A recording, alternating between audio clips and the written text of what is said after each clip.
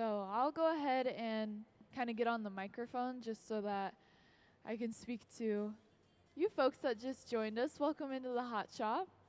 We're working on this sculpted fish head. So if you look to the back of the hot shop, there's this drawing that we have from our visiting artists, and you'll notice that it has this fish head attached to this human body. And we're working on sculpting that fish head. So she finished some of the fins that are going to go onto it just a moment ago. And now they're just starting that fish head. So you came at a good time to be able to see us, start the process. Right now, she's actually taking her glass off to the side of the hot shop, out of view, because what we're doing is we're applying some powdered color onto the surface. So you can imagine we don't want to be inhaling that powdered glass. So we do it in this special box off to the side. This is what we call the powder box. And it has that air filtration so that nobody's breathing in the powder. And she's basically sifting. So she's using just like a strainer almost, right? A sifter, and kind of dusting that powdered glass onto the surface to color it. And as she comes out, you'll notice that we have this new layer of glass that we're going to start to heat up so that it actually becomes the same temperature as the rest of the glass.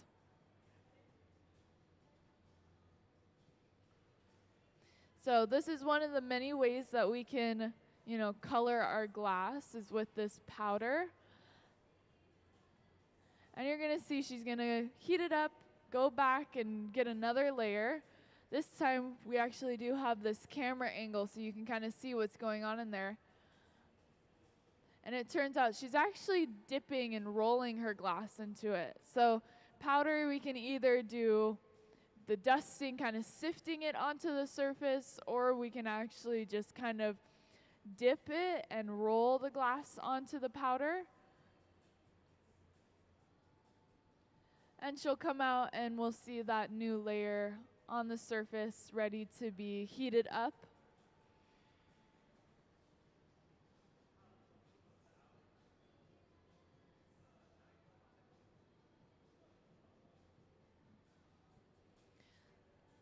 So right now she is inside of what we call the glory hole. So this big round chamber that you see in front of you, this is where we reheat our glass. It's at about 2,300 degrees Fahrenheit. And it allows us to be able to keep working with the glass. So when it starts to cool down, we go back inside of our glory hole to get some more heat.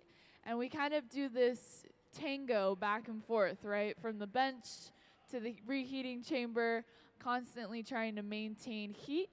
Because if we allow the glass to get too cold, then we will have risk of cracking and then possibly even breaking off of the pipe. You'll see she went off to the side once again to get another layer of that color onto the surface. So she's really just building up color. So I am pretty sure that the picture is identical to how she wants it to look. That's the nice thing about having that detailed drawing, is that she's actually given us a really good idea of how she wants it to look. So she's going to be kind of layering colors, starting with like kind of this whitish color and then building up to a gray that's kind of metallic-y to represent kind of that fish scale. And then applying some of that, you can see there's some yellow even around the eye. So it's a lot of kind of layering colors to try and get that effect of fish scales, which can be pretty challenging because they're very metallic-y and kind of iridescent. Which can be difficult to achieve with glass, you can imagine. But that doesn't mean it's not possible.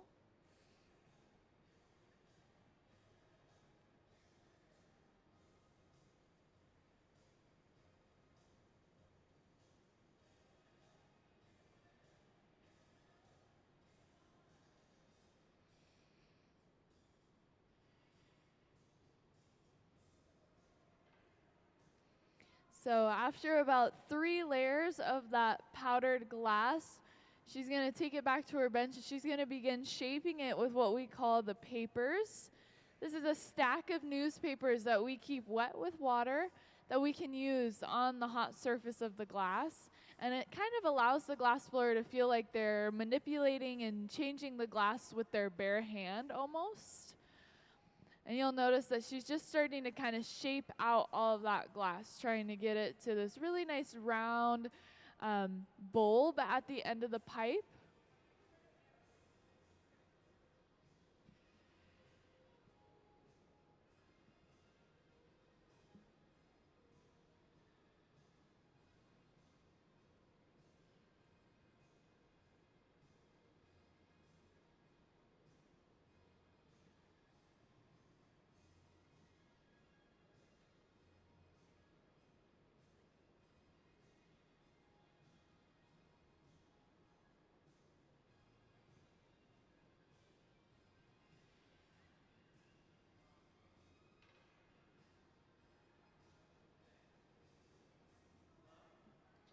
So this is when we're going to start to see one of our glass blowers is going to start blowing into the pipe, and we're going to watch that glass inflate very, very subtly right now because we don't want to create this big, huge, blown orb, but we're looking to try and achieve a very specific shape for that fish head.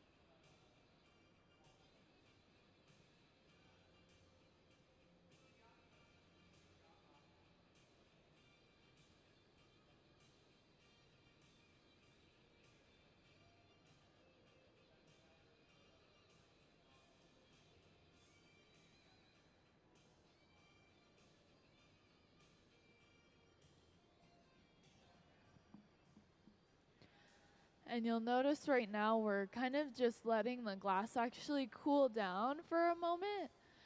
This is because we're going to probably get another layer of glass on top, and we're going to start kind of building up that interesting and dynamic color.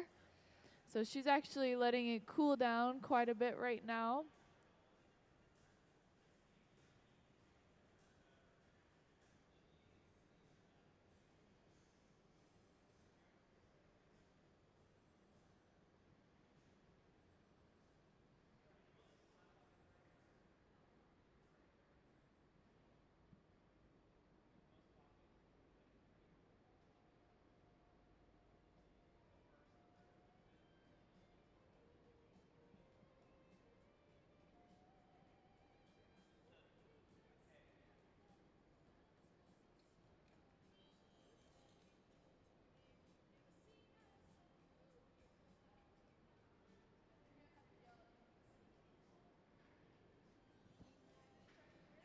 Yeah, that's a great question. What is this open flame that we have? So this is our blowtorch. It actually has a trigger on it that when we push it, the flame becomes even larger. And it's here right now so that she can actually light the other torch. So if we look here, there's a smaller torch that when she lifts it, it starts, releasing the gas, and then we're able to strike it on here to light it.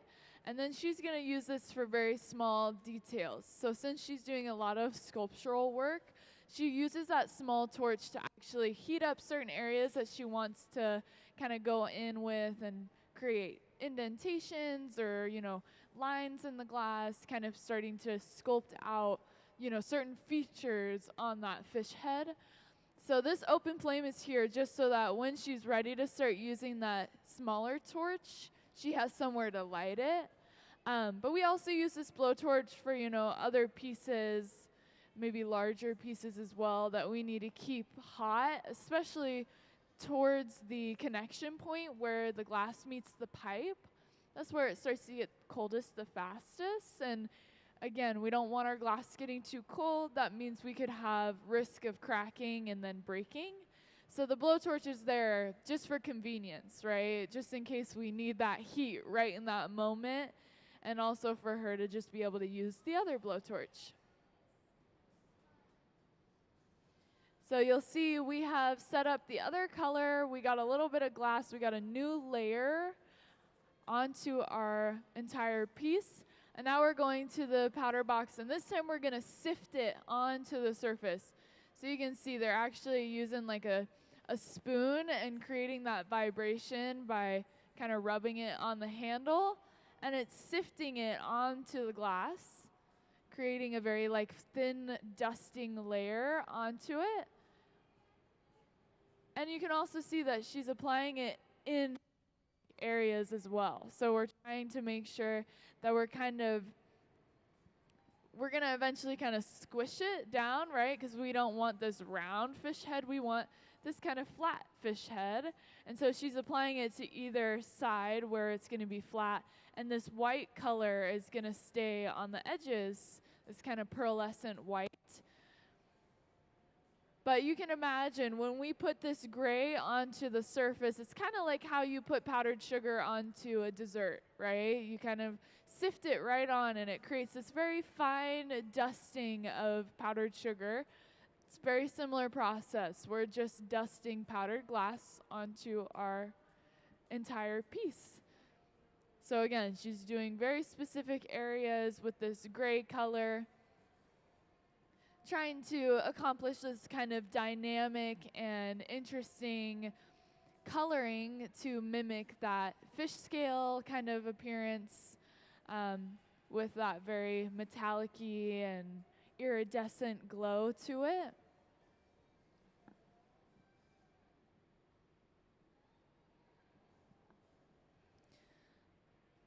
So for now, it's going to be pretty challenging to see those colors on the glass just because of how hot our glass is. So while our glass is really hot, our color is actually being distorted. So we're not seeing the true colors until it's actually cooled down all the way. And that doesn't happen until, we put it away into one of these large boxes that we call the annealers. And that's kind of its home where it slowly cools down. It goes from that like almost 1,000-degree mark all the way to room temperature. And that's when we finally get to see like, what do those colors really look like? The nice thing is we'll get kind of a sneak peek right before she finishes the piece. So we'll get a little bit of an idea of how those colors are going to look right at the very end when the piece is the coldest it's going to be before all the way cooling down. But for the time being, everything's going to kind of have this yellow or orange hue to it. In reality, it's not going to kind of have that coloring to it. It's definitely going to have more of that kind of just very true gray and that white. And then eventually we're going to be adding some of that kind of yellowish gold in there.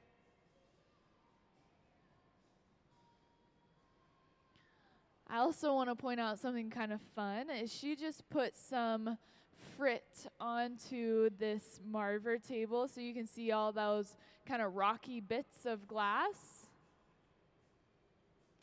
And we went ahead and picked it up onto the surface. So she's adding more of that texture that a fish might have on its, head, on its scales.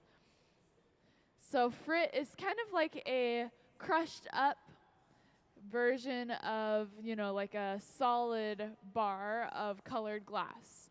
So we have 3 ways of coloring our glass. One of them that we're seeing today quite a bit is with the powder, right? We talked about how we can kind of dust it onto the surface or we can roll it onto our hot glass.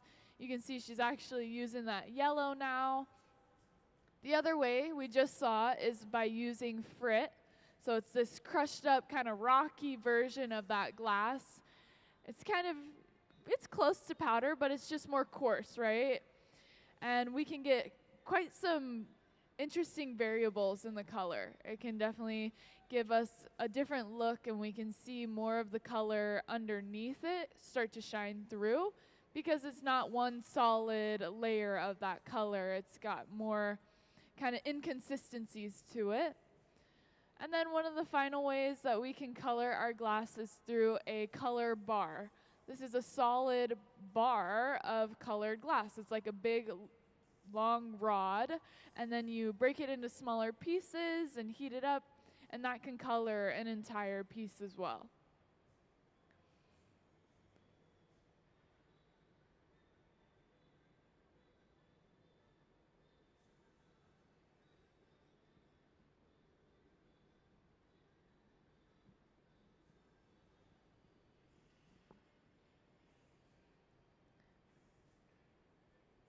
So you can actually see where we added that frit onto the surface of the glass. You can see where we have these kind of speckles on the side of the glass.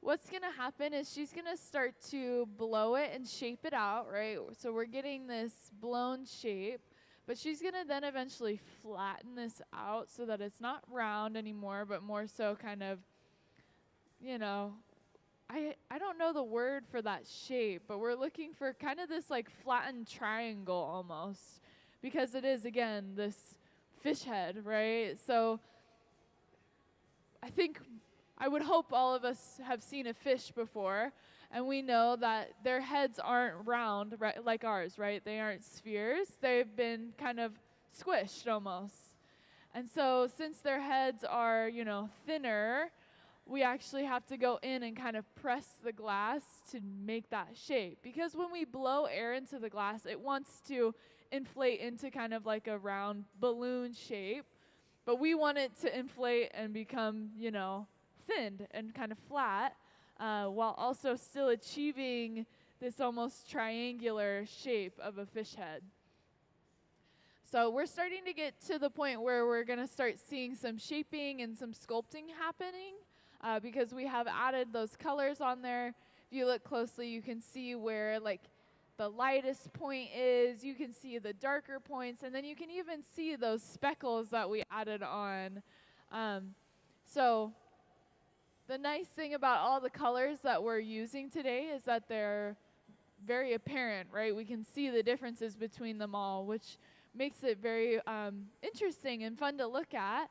And if you look close enough, you can actually start to see that metallic-y kind of look from that frit that we added on, from that crushed up glass that's creating that speckled pattern. We can actually see some of that metallic-y look starting to come through. So here comes the fun part where we get to flatten it. You can see that she has some cork paddles in her hands. This is what she's going to use to start applying pressure to either side and flattening that fish head.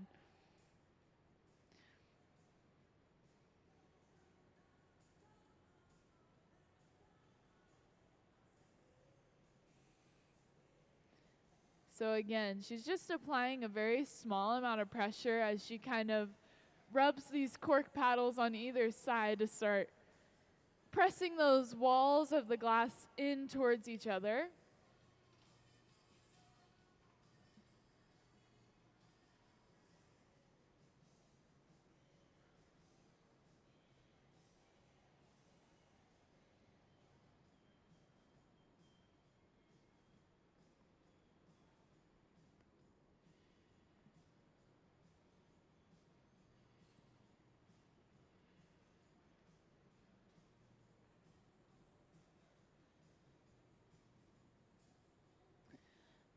And now you'll notice that she's going in with those tweezers and actually pinching at the glass, starting to kind of pull on it.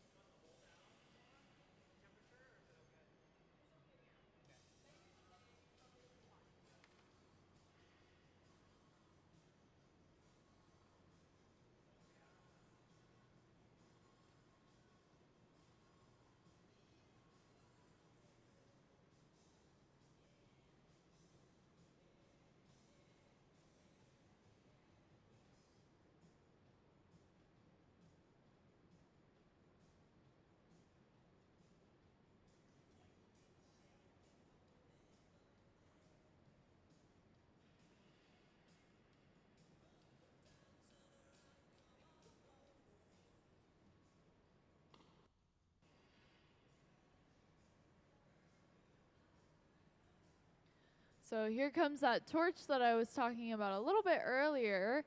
So she's going to use this to actually heat up a certain area in the glass. So you'll notice that this torch is glowing a very vibrant and bright blue. And so it is extremely hot. It's actually probably like the hottest thing that we use in here, because it does run to be close to like 5,000 degrees Fahrenheit. And it really lets us just heat up such a specific area of the glass. So she's able to really target one spot that she's going to be changing. And then you can see how it starts to glow and be a different temperature than the rest of the glass.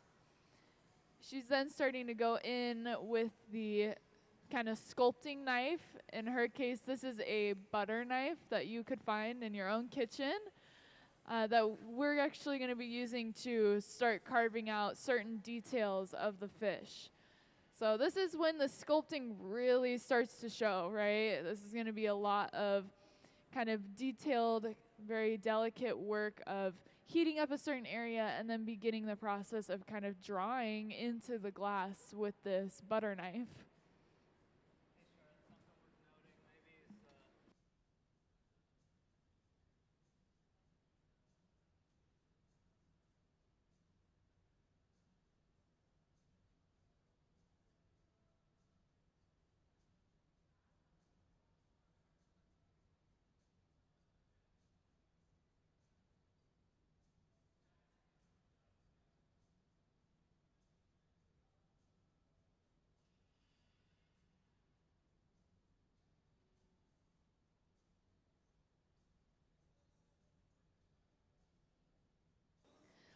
So I just want to inform everyone something that's really cool about her being here for the week and her residency is that she was one out of 100 people that got selected.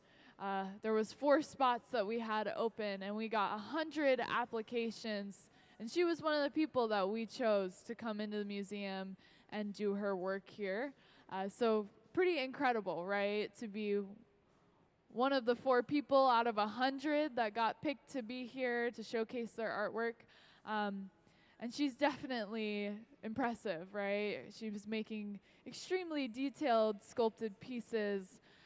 We yesterday were working on a lot of hands. So she was sculpting these very tiny, tiny little hands. Because again, this image that you see in the back of the hot shop here that she has drawn up for us, and for herself to kind of use as her template, is actually to scale. So this is the size that the sculpture will be in the end. So not very large, it's a pretty small sculpture, especially when you start looking at how many small details we have, and each individual finger, is pretty tiny. And so yesterday she was sculpting these hands, and she was adding the knuckles in, and even, the actual articulation in the fingers where they bend, and being able to actually shape them so they can grab something and hold something. If you look down on this table, for those of you that are hanging out here, this drawing here of this sculpture we were working on yesterday, and she was making the hand that was going to be holding onto that flashlight yesterday, and just seeing, how she was able to manipulate and shape the glass in such a specific way it's mesmerizing.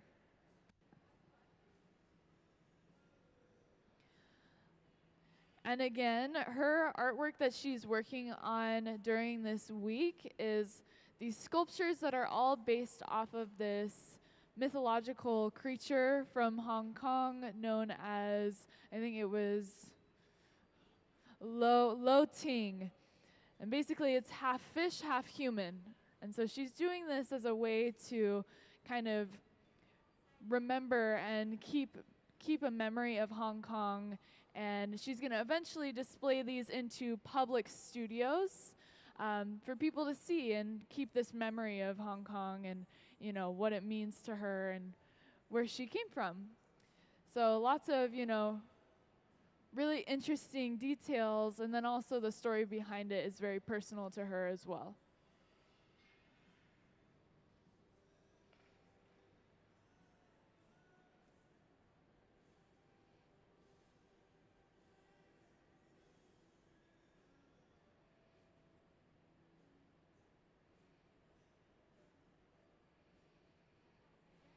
So it can be a little bit hard to see from where you're sitting, but luckily our little camera does give us a better visual of those small details.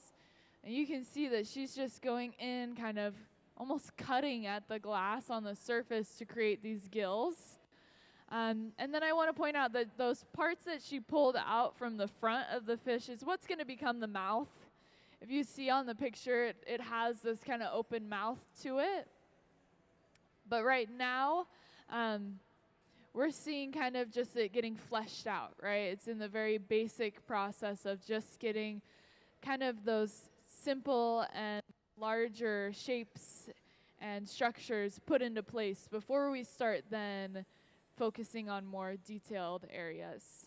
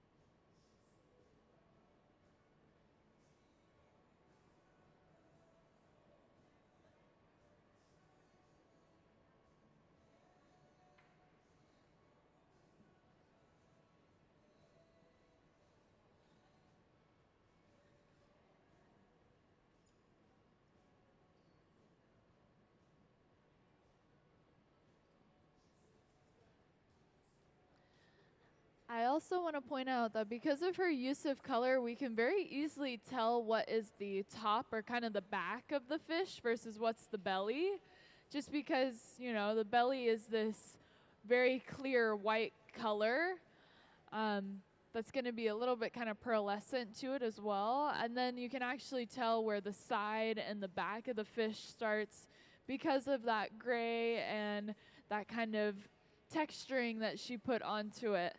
So if we look closely, we can actually see all those details that have been added onto the fish just by using color, which is really, really interesting and fun to see. And now we're actually getting a really good visual of all of those kind of lines and indentations that she added into the fish already so far.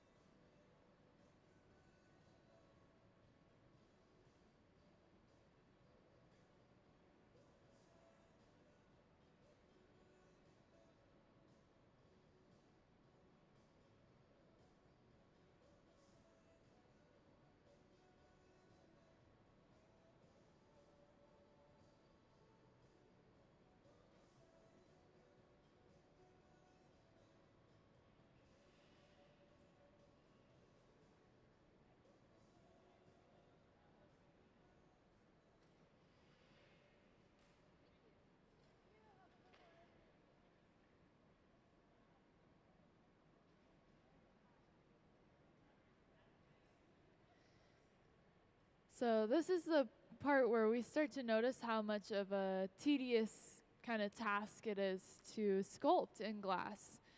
Just because it takes a lot of kind of back and forth trying to maintain heat on our glass, because if we allow it to get too cold, we'll have risk of cracking and breaking. So we have to be kind of jumping back and forth to make sure that we're keeping heat on the glass. But also, every time that we apply some sort of tool to the glass, we're actually pulling heat out and away from it as well. So this becomes quite a process of using a torch to heat up a very specific area, getting it hot enough that then when we start to go in and carve out certain details, it's actually hot enough that it'll make a difference, right?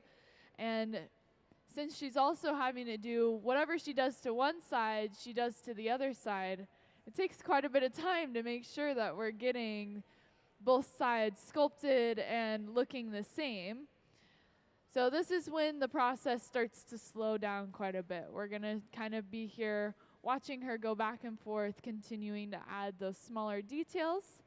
But soon enough, we will be expecting to see some eyeballs making their way onto the fish head, and then also starting to get that mouth, and we'll eventually be adding some fins onto the fish head. So we have lots of moving pieces that are going to be kind of coming from this box here that we call the garage. So this big silver box, it stays at about 1,000 degrees Fahrenheit, and it allows us to store some glass pieces that we want to use later. So things that we want to be adding onto our piece that we can't add immediately, right? So in this moment, we can't add the eyeballs, we can't add the fins because it's not quite ready. And so we can store it in here inside the garage and keep it at this perfect temperature until we are ready for it. So I like to kind of call it like a waiting room, right? The glass gets to kind of hang out and wait while we finish up and get ready for it. And then eventually we start to get ready to kind of pull things out that we're going to be using.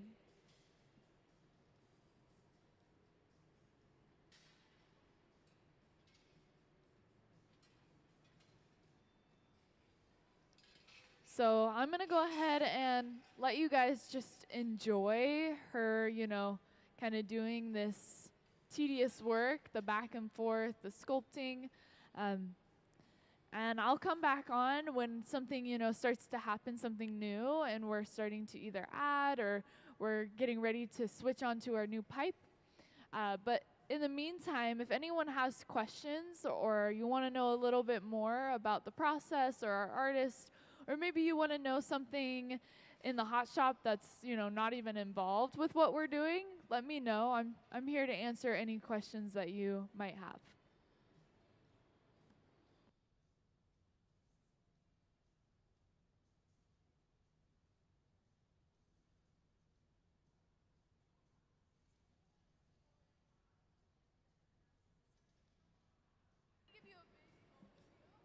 So to give you a big overview for those of you that recently have maybe joined us and you want to know kind of all the individual moving parts. So in glass blowing, we always start at the glass furnace. So the glass furnace is going to be this kind of furnace over here that has the door on it. So I'm walking over towards it because it's always hard to kind of get your gaze to go this way. But you can see it has this door on it that we can kind of open and close. This is where all of our hot molten glass is that is completely clear. It holds about 1,000 pounds of hot molten glass, and it runs 24/7. We never turn them off. We have 2 of them in our hot shop. I'm assuming that you'll be able to kind of track your way around the hot shop and find that second glass furnace, maybe as a little challenge. But yeah, so we kind of switch between the 2. When one of them is empty, the other one is full, and we kind of go back and forth, and we actually, refill them ourselves and melt down glass inside of it. The other important thing is going to be the glory hole. So this is the big round furnace, also known as like the reheating chamber, where we go back and forth to keep the glass hot. So this is a furnace that is about 2,300 degrees Fahrenheit. And again, it allows us just to be able to keep working with the glass. If we didn't have this furnace, our glass would be getting cold super fast, and then we would have either broken pieces or nothing really made. So the glory hole is extremely important. The other thing is going to be the garage, which I had kind of just explained. Again, it's like the waiting room. We can put things in there that we want to use a little later, and it can kind of hang out at this perfect temperature for us until we're ready to use it. The other important things is going to be the annealers, so these big black boxes on either side of the hot shop that we have. This is where we put the finished pieces. So when a piece is done and we're finished with it, we put it away into this big box. It keeps it at a stable temperature of about 950 degrees, 1,000 degrees Fahrenheit. And then when we kind of tell it to start cooling down. So we have it slowly cool down, usually over a 12-hour period of time. It'll slowly tick down from that 1,000-degree mark all the way until it reaches room temperature, so about 70 degrees. And then we can see our finished pieces. Sometimes it can take a really long time for a piece of glass to cool down. It's not always overnight. I've heard of pieces being in an annealer for, weeks at a time, just depending on the thickness of the glass and how long we want to make sure that it cools for. The other thing is going to be just, any of the tools that she's using to sculpt with. And then, of course, the blowtorch and the hot torch she's using to get that heat onto the glass and be able to change specific areas, such as right now, she's working on that mouth, so that opening, that mouth of the fish.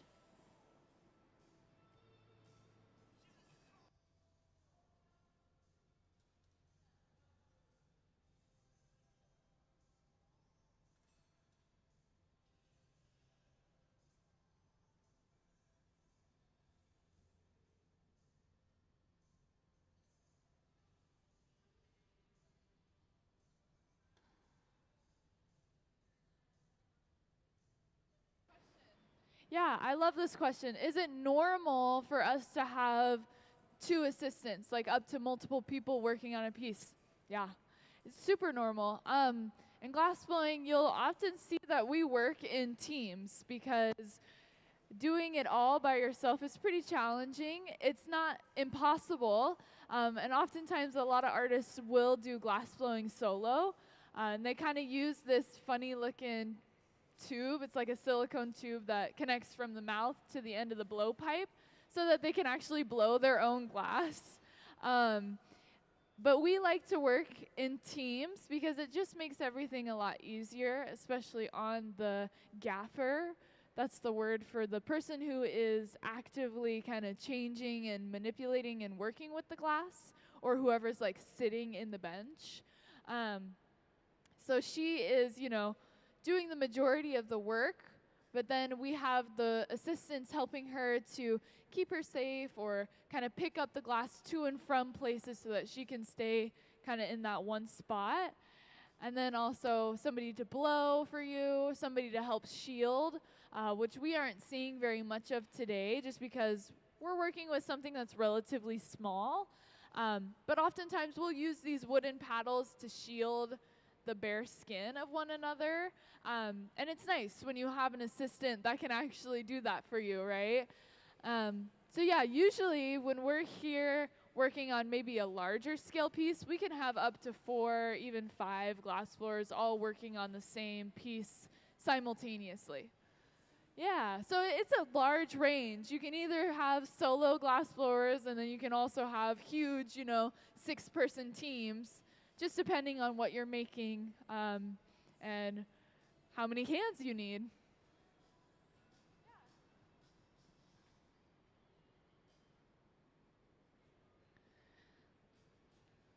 So we can see that we've really opened up this mouth of the fish.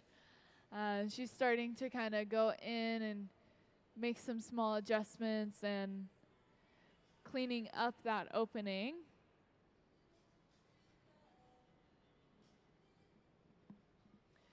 She's also using this tool that kind of has this metal ball on the end.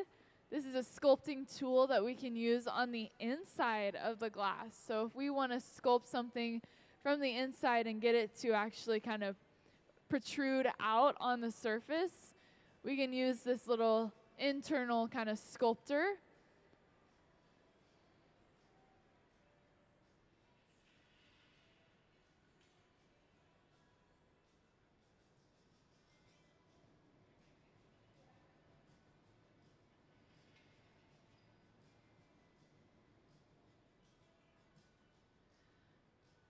And you'll see one of our glass blowers is sitting at the bench using the blowtorch to heat up the glass that's connected to the pipe. And this is just because when we're inside of that glory hole heating up our glass, a lot of the heat is hitting the front half and isn't getting all the way to the back where the glass is connected to that pipe. And so this becomes a very kind of weak spot in the glass. It becomes, very susceptible to getting too cold and then cracking. And this is where we would have the most risk of the piece actually breaking off of the pipe. A lot of people think that, it would just fall off if it got too hot, or, that if it got too cold, the whole thing would just shatter. Really, it's all based on that kind of joint connection where the pipe and the glass meet each other. When that starts to get too cold, when it starts to crack, what we call the punty, we have a lot of risk of then the piece maybe falling off of the pipe just because of the cracks in that glass. So all we have to do is just blowtorch it. Make sure that we keep it nice and warm. If we keep it hot, that ensures that it's not going to crack on us and that we won't have any fear of the whole piece falling to the ground.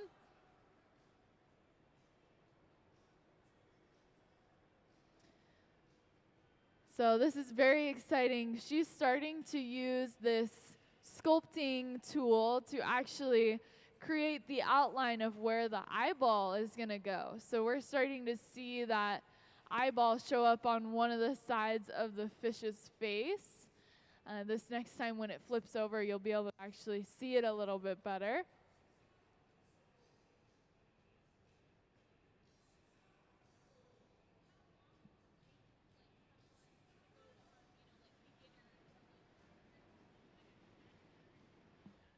Yeah, how long does it take to go from being a beginner glassblower to what you would call like a master? In glassblowing, we don't like to say that anybody's really like a master, just because it's constantly evolving and there's always new things to learn and new techniques. But to get to a level where you're well seasoned and you know what you're doing, it can take people, anywhere from 10, 15, 20, 30. It really just depends on, how much time you get in the hot shop, how much availability you have to, learning these techniques that can be a little bit more challenging. So if you have, a hot shop that you go to every single day and you spend, 5, 6 hours making glass, you're going to start to see, kind of growth a lot faster than maybe the regular person would who's only going twice a week or something.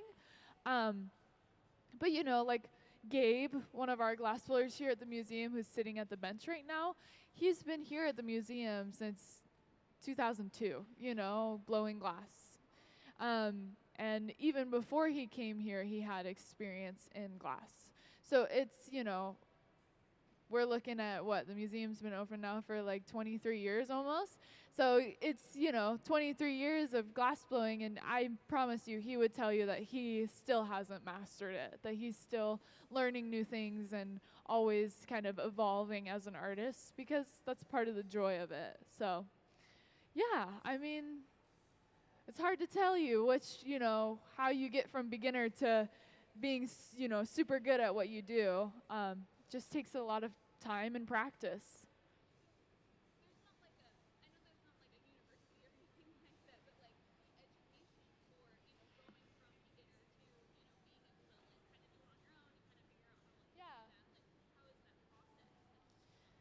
Yeah, so a lot of people do it. There's all kinds of different avenues to learning glass.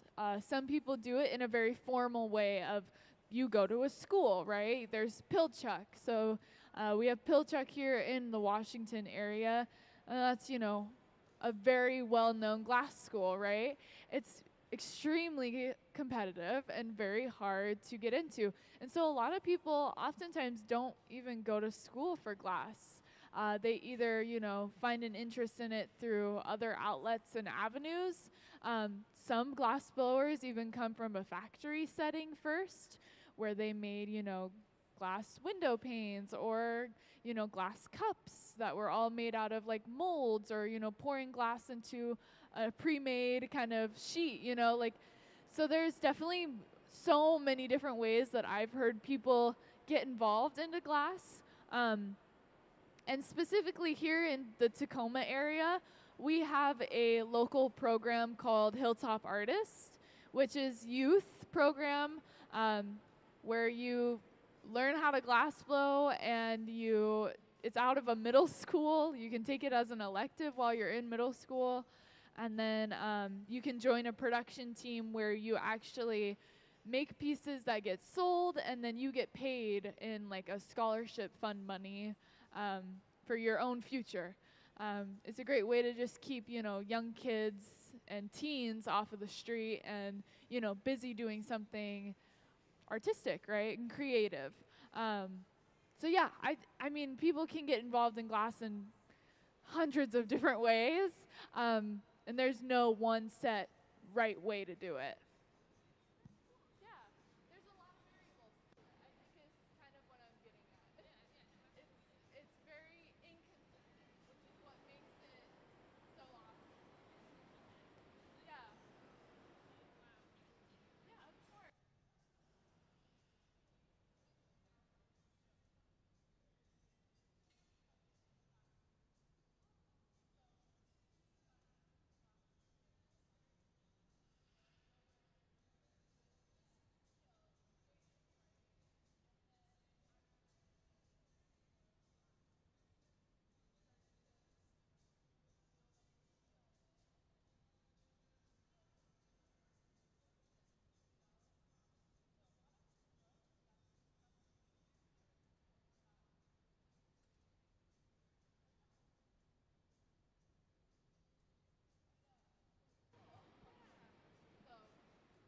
The other thing that I want to kind of mention and throw out there is that whenever we do have a visiting artist, the visiting artist isn't always a glass blower. In our case this week, she's on a residency, our visiting artist, Kwun.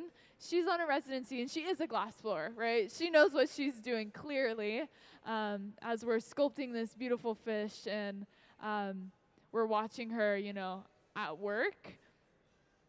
But oftentimes we get people on a residency that don't blow glass, have never blown glass, maybe work with glass in a different kind of medium. So they do bead making, or they do fusion work, or they do mosaics or collages of some sort. And they come in with creative ideas, and then our hot shop actually kind of has that challenge to bring their ideas into the world of glass, which is very, it's fun to do. It's very challenging, and it kind of is stretching that creative muscle of our glass blowers to, challenge them to try new techniques or new things that they wouldn't think of on their own as, glass blowers. So a painter or a pottery maker might have different ideas of how to work with glass that kind of brings new ideas to our glass blowers here at the museum. But again, in our case today, we do have Kwun, who is a sculptor, a glass blower, and she actually was one of the 4 applicants that was selected out of 100. So we had 100 applications sent to us, and we had 4 spots that were open, and she got one of those 4 spots. So it just goes to show, how incredible that is, first of all. And we actually go through and, hand pick through those 100 applications. It's not randomized or anything like that. We actually go through the applications and hand select which artists we want to come in for those weeks. And so she happened to be, one of those lucky people that we selected for one of the week-long residencies. And for those of you that maybe are recently joining us, we're working on this sculpted fish head right now. We actually have a drawing up towards the back of the hot shop. You can see there's that fish head that then is attached to a human body, that human torso. And then we also have some of her drawings up at the front as well, so you can get another kind of idea of what she's working on this week. These sculptures, the drawings of them, these are actually 2 size, so they will be roughly this big. And then there's another one that's under there, but this is what she's working on. But today we're working on the one that's actually hung up. A lot of the elements we actually pre-made. So the hands and the arms were all made yesterday and have been stored and kind of waiting. And today we're going to actually be pulling them out and attaching them on. So the entire piece is kind of made up of a bunch of moving parts. We can't make everything all at once. There's too much risk of something getting too cold, something breaking, and so she does it in kind of sections, right? We make hands, we make arms, we make the head, then we make the torso, and then we bring it all together as one whole piece.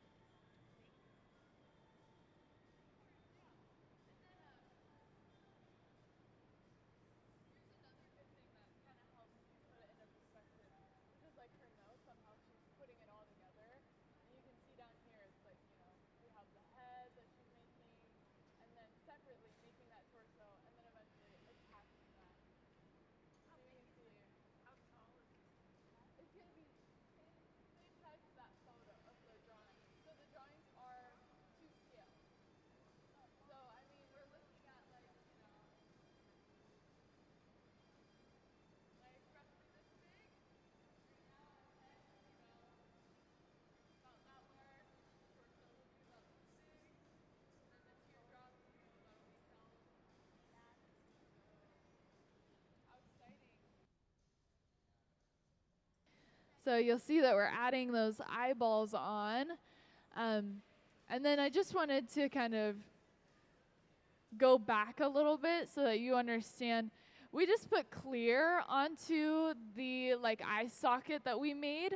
And that's because she actually already kind of drew in the eyeball inside of that divot.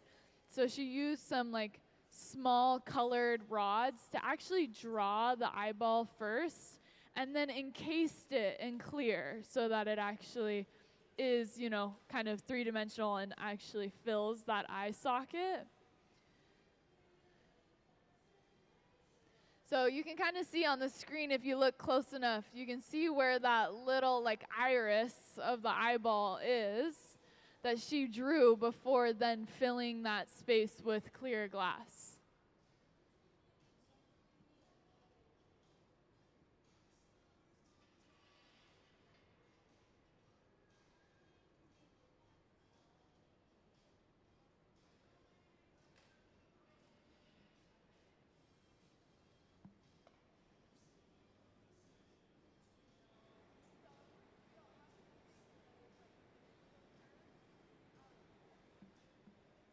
So we don't have anything for the artists for you guys to see displayed in our museum, but if we could play the artist slideshow briefly, then you can see we have her Instagram handle, so you can actually go and find her on social media and get some, ideas of her previous work from there. And then we'll let this kind of play through so you can see some other things that she has sculpted and made previously, some images that we have offhand.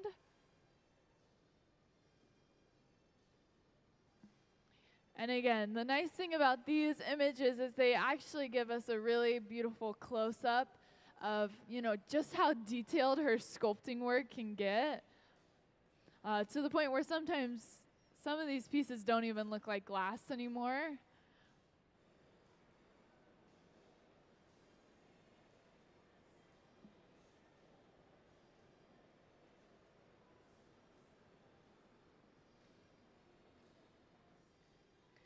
And then if we could actually pause on this kind of information about her. Thank you. You can see, you can read a little bit about her. And then again, her website is listed for you and her Instagram handle so that you can go to her website, check her out, go to her social media, support her, and see what she's working on and what she's doing. But yeah, so that's kind of what I can provide to you for, anything that she's previously made. Otherwise, we don't have anything actually physically here except for the artwork that she's making right now. Thank you for the artist slide. We can go back to the hot shop.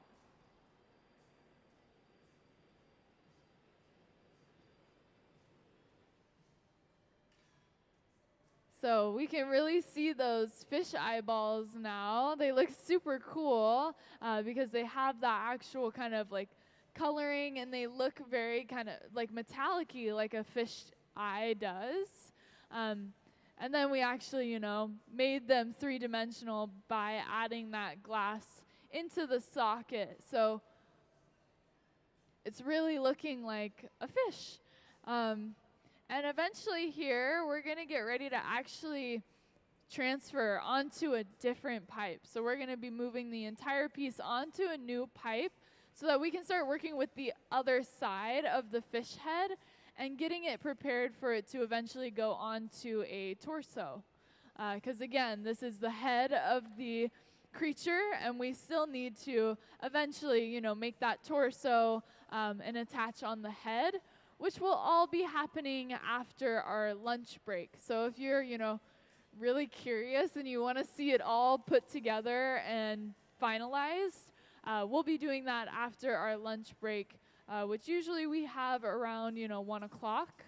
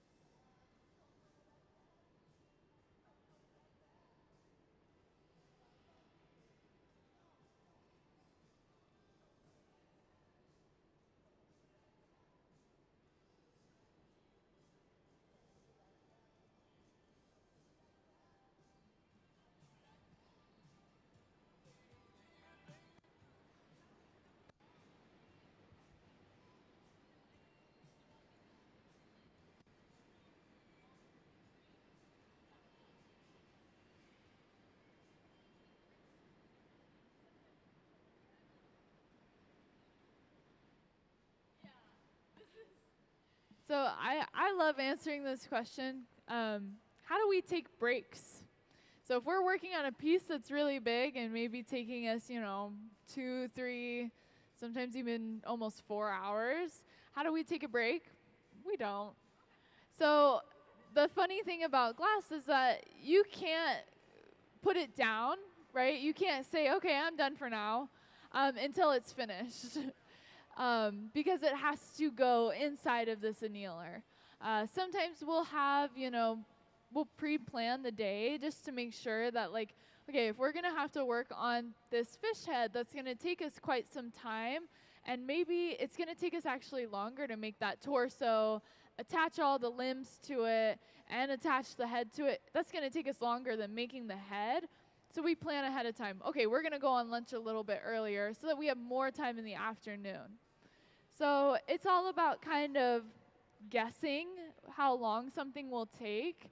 But there's been plenty of times where maybe we didn't plan it the best, and it's 1 p.m. Everybody's starving. We're all hungry. We want to go on lunch, but we're still working on a piece, and we have to finish it. That doesn't mean everyone has to stay and finish it. It just means whoever is needed in that moment has to stay and finish a piece till it's complete. Or sometimes artists will put away a piece that isn't fully finished just because they can't keep, going. But oftentimes, sometimes even we close at 5 o'clock. Sometimes we'll even run over, the closing time because we have to finish it. And it might take us another 10, 15 minutes, but, we can't just give up on it right before it's done. So, yeah, we'll be working on it until it's finished, put it away, and then we can take breaks. So oftentimes in between pieces, you'll notice glass blowers will take short breaks just to get some water and maybe a snack. But then they're pretty much right back into it. They try not to waste any time because they know that, around that 12:30, 1 o'clock hour, they get to take, a nice long lunch. And, take a break and then come back and finish up for the day.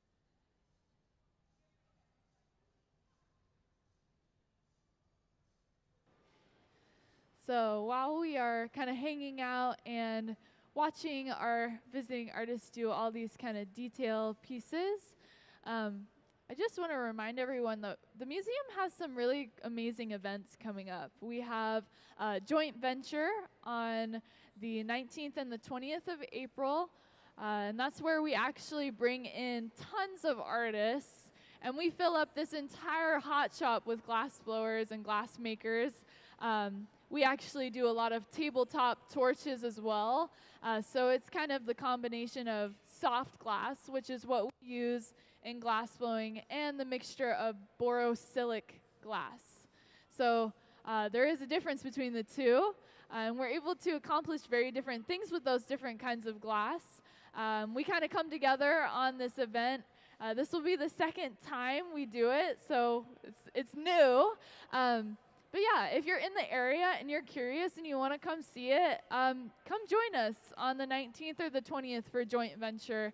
It is our like 420 event. We make all kinds of really cool stuff. And we also have like an outdoor market the whole day, and food trucks and raffles you can enter. Lots of really fun stuff. So if you're in the area, please come hang out with us on the 19th. We do know that Sunday, the 20th, is a holiday for some of you guys that celebrate Easter. But if you're not busy on that Saturday, we'll be here all the way from 10 a.m. until 8 p.m. So we will be here all day long. The other thing that we have coming up is we have a lecture shortly after the joint venture event. We'll have a lecture with one of the artists that did the painting that you can see when you go into the gallery. It's that huge kind of post-apocalyptic, thank you. Yeah, so The Making of Evolution, a lecture with painter Alexis Rockman. So if you're free and you want to come and kind of hear a little bit more about this artist and actually get kind of a one-on-one Q&A, and then we also have a reception afterwards. Come and join us for this as well. And if you're a student at any local college, so TCC, Tacoma Community College, Pacific Lutheran University, UPS, so any of those colleges, you actually get to join us for free. So yeah, check it out. You can find also all this information on the Museum of Glass website. You can also find it on the Museum of Glass social media pages as well.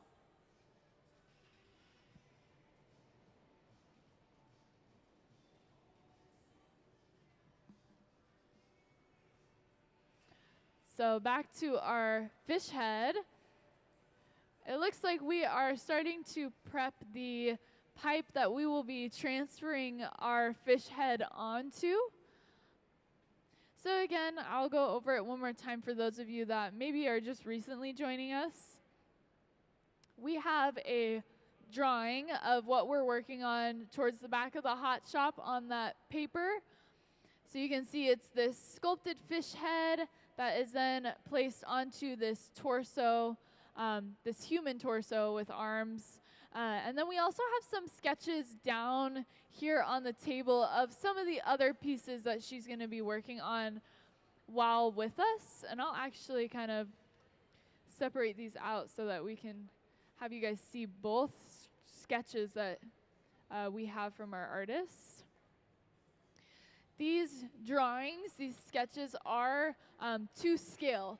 So the sculptures themselves will be roughly the same size as the drawings that she's made.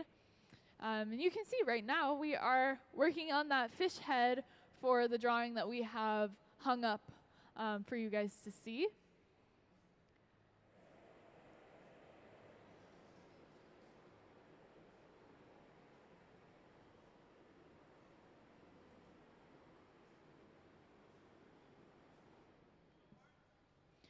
So the plan is basically to do the fish head today before lunch. So we'll finish up the head and we'll actually store it away in a place where we can keep it at a stable temperature.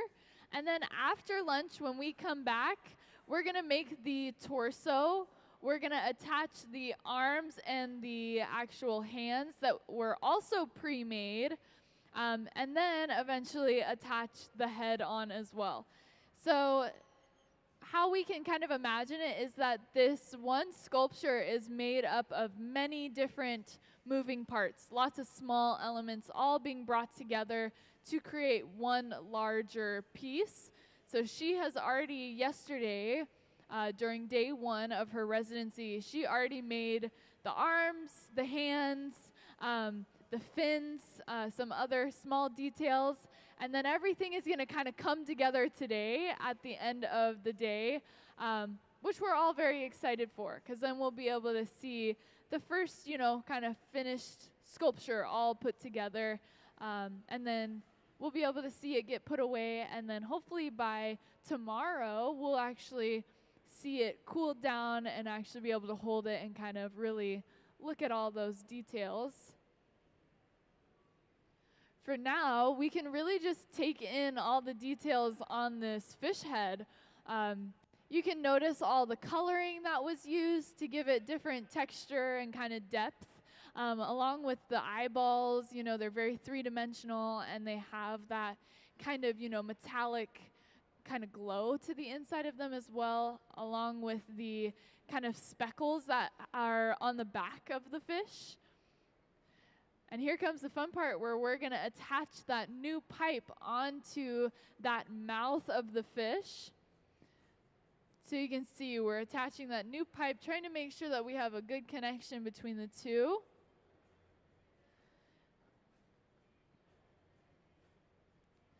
And we're actually transferring onto another blowpipe. So this is important because we're going to want to actually kind of re-inflate the other end of the fish head. All right, we're going to grab a little bit of water to that weak spot in the glass and then get ready to tap it off.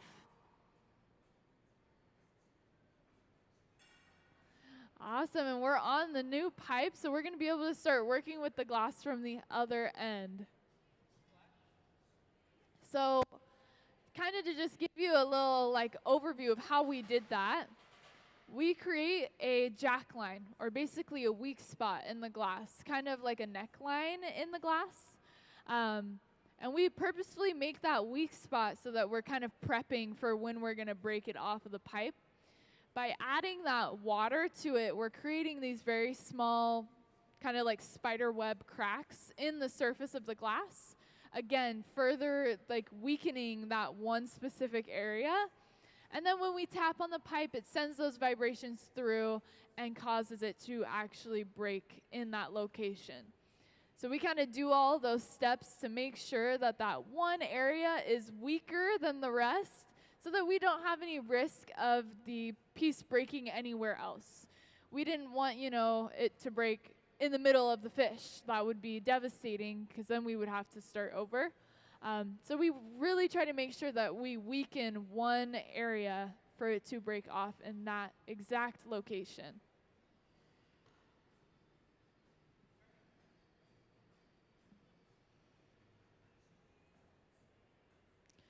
So what we can kind of anticipate for this next part of the process is we're going to heat up that kind of opening of where we were previously connected to our last pipe. So we have this opening into that hollow space inside of the fish head. And we're going to actually see her start to close that hole, because we want to be able to blow air into the piece again and actually inflate that kind of back half of the fish head. Because right now, if you look at it, it's pretty round, right? We have a very round back side of the fish head. And if you look at her drawing, it's got more of kind of angular look to it, right? We're kind of looking for this triangular shape almost. And so we're going to have to achieve that by actually going in and starting to adjust it a little bit more.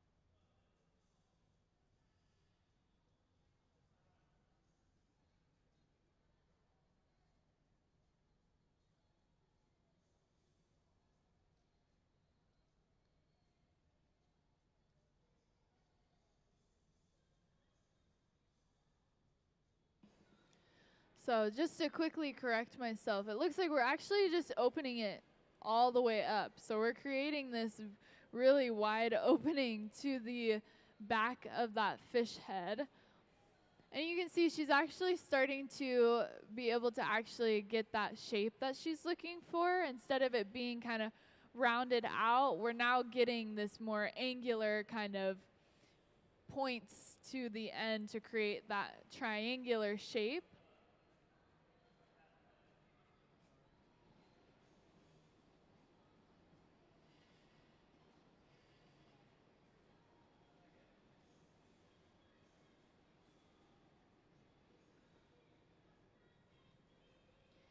And I mean, it's just pretty crazy to look at it and know that this all started from just one gather of clear glass onto the end of a blowpipe. And now we have gotten all the way here to this point where we have a, you know, fully sculpted and very realistic looking fish head. It just shows how, you know, talented our visiting artist is and how she is extremely gifted in being able to create these very realistic objects, right?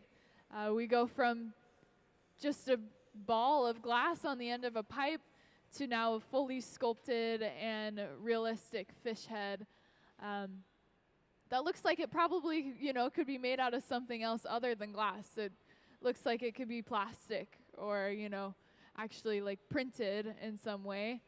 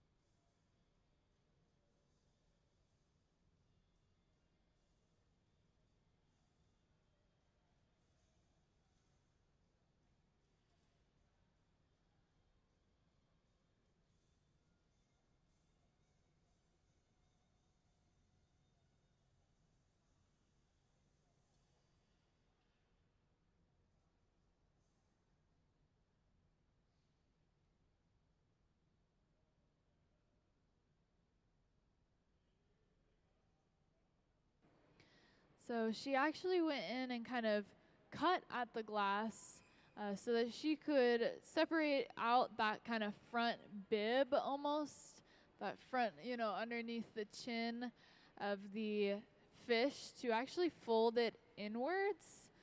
So you'll notice that she's kind of manipulating the glass and folding it onto itself and inside of the fish head.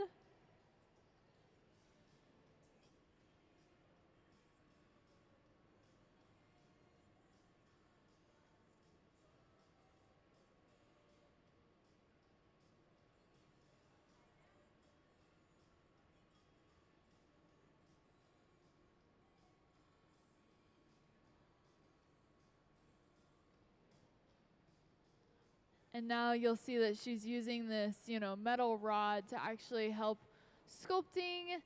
It has kind of this curved edge to it, and it's a little bit flat. And it allows her to actually go in and kind of sculpt out certain areas of the glass.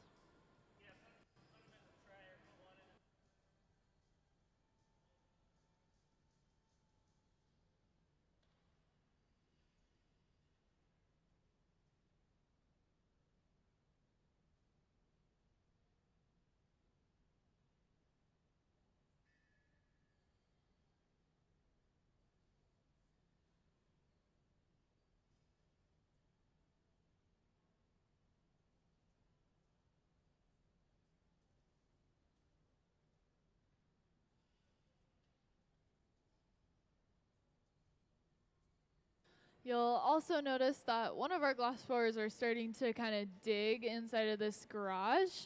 And that's just because we do have some of the elements kind of pre-made and already in here, ready for us to pull out. So what we are starting to get ready to come out of the garage is going to be those fins that we're adding to the head. It can be really challenging to see it from, where you guys are sitting, but there's some fins that go kind of on the back of the head and then up in the front towards the, bottom of the fish head. And so she's going to be adding those on shortly here. We're just kind of getting them ready and getting them out of the garage. And then we kind of got to heat them up a little bit so that they match the temperature of the rest of our glass pretty closely. But it looks like right now she's just going back in on some of those gills and trying to really, get in there and kind of make them more obvious, more apparent.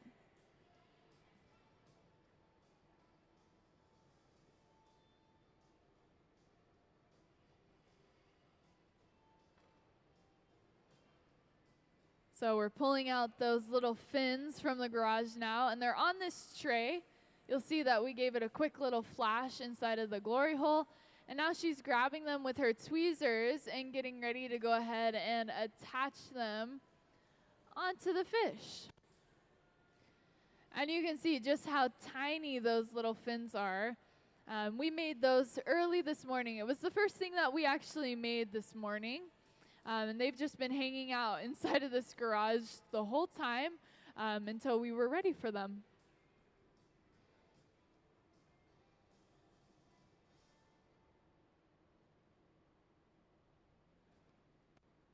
And this is the time where we're really starting to get some good looks at that fish head and really starting to take in some more of those details.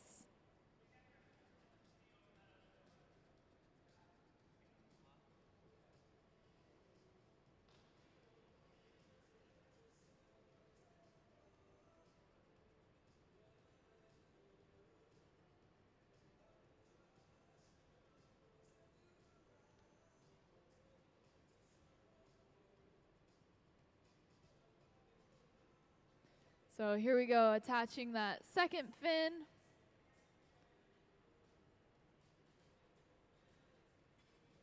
And what you'll notice is that by using that torch, we're able to heat up where we want the fin to go, and then the fin to actually make them both hot once again, and then kind of glue them together. So by getting that glass hot once again on both pieces, we're able to kind of stick them together. I like to kind of compare it to if you've ever, done pottery or ceramics. You have to score the pieces that you're wanting to attach to one another. So you kind of score the bottom of each of those individual pieces, and then you get it a little bit wet with some slip, as they call it, and then you attach them to each other so that they kind of mesh together and become one again. It's a very similar process. We're just, heating up either piece so that they will actually connect to one another and then become one again instead of it being, two separate pieces. We don't want any risk of that fin popping off of our fish head because then we would have to actually, remake it most likely, and it would kind of throw a whole wrench into our flow that we have right now.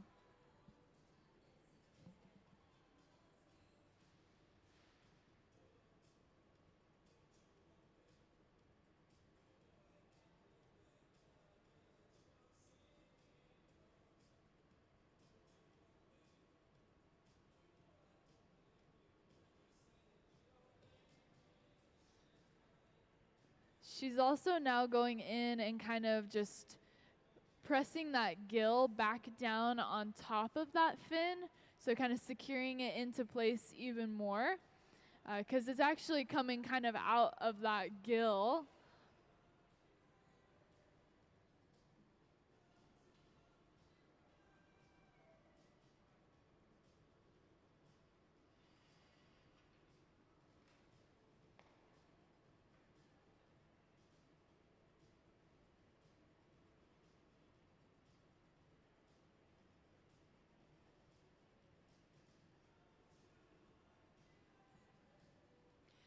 And again, for this part of the process, she's just using this butter knife to actually kind of sculpt and make any small adjustments to the detail.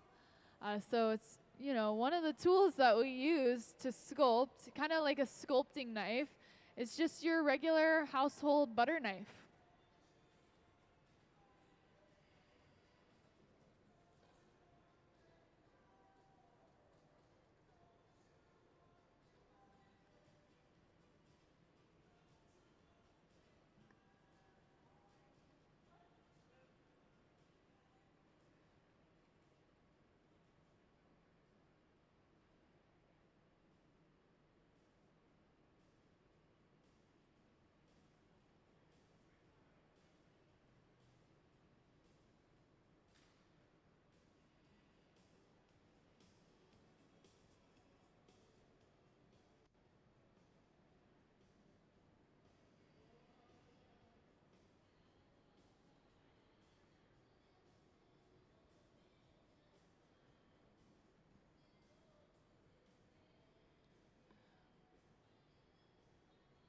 You can see now she's actually using her own hand as the way to kind of measure the fish.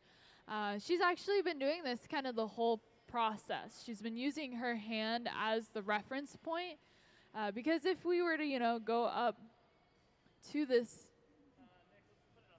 drawing of the fish head, you can see that it's roughly the size of a hand. So that finished fish head, since this, you know, drawing is life size, right? This is how big the finished piece will be. It's about the size of your hand. And so she was using her hand actually as that reference point.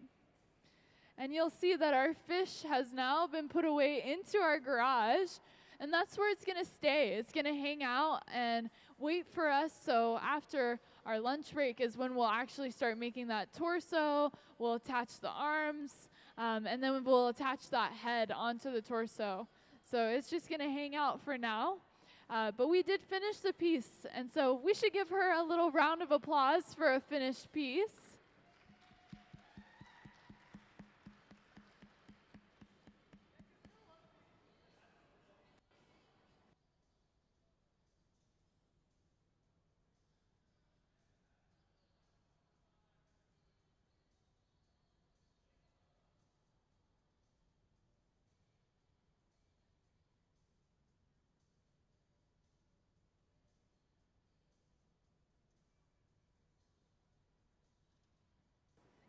So right now they're just trying to like adjust it, make sure that it'll be safe in there because it is heavy. So you actually have to kind of clamp it down to make sure.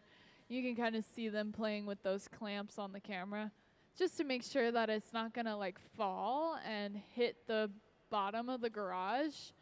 So yeah, they're just making some quick adjustments to make sure that it'll be safe inside the garage.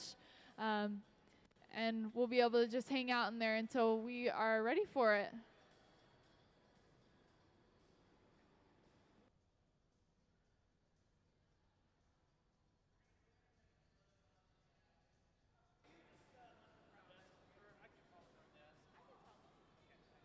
So we are going to go ahead and take an early lunch.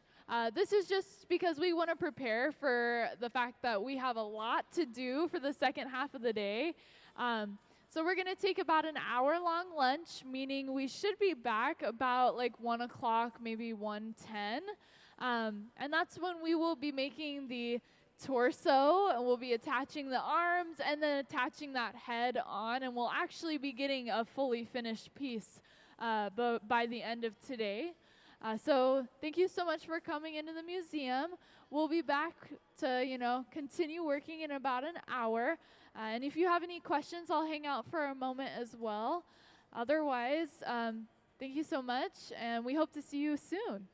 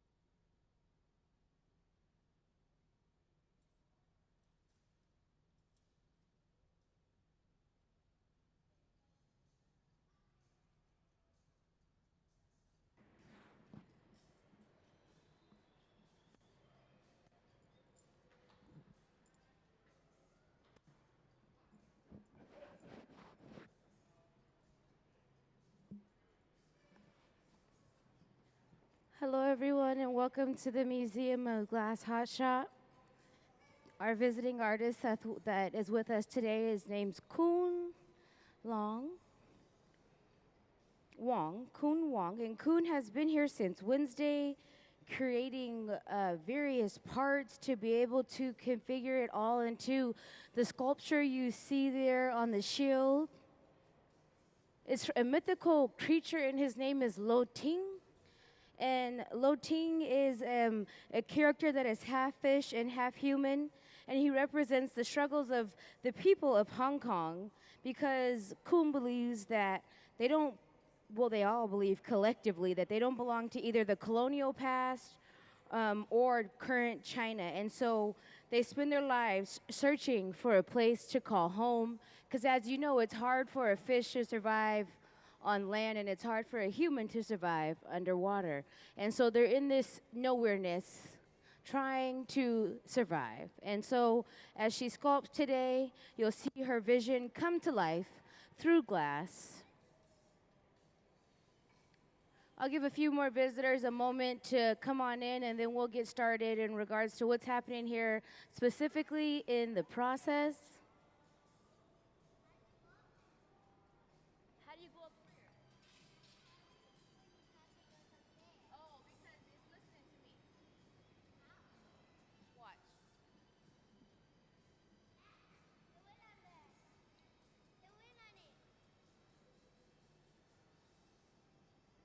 So as we get started, hot glass likes to stick to hot steel, so we'll get that pipe nice and warm in our reheating chamber. That reheating chamber that Kwun is standing in front of, it rests at about 2,300 degrees. And then when she's ready and it starts to strike orange, she'll dip it into the furnace. And so you'll see we'll open the furnace door. Inside of this furnace, it's like a large pot of honey. It contains about 1,000 pounds of molten hot glass. So we'll rotate the pipe. When she comes out, it's bright orange. That's because it's hot. It rests at about 2,100 degrees, and it can hold up to 1,000 pounds of molten hot glass. It looks orange, but really it's clear when it cools down.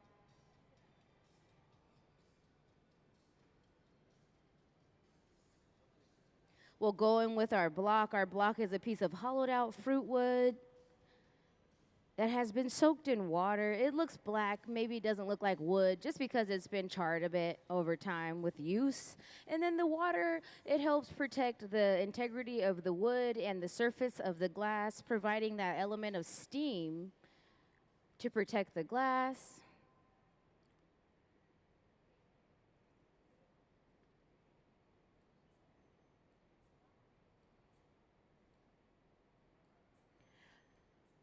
Kwun currently lives in Chicago, and she recently graduated with her MFA from Southern Illinois University. She teaches at the high school level, glass blowing, 8 periods a day.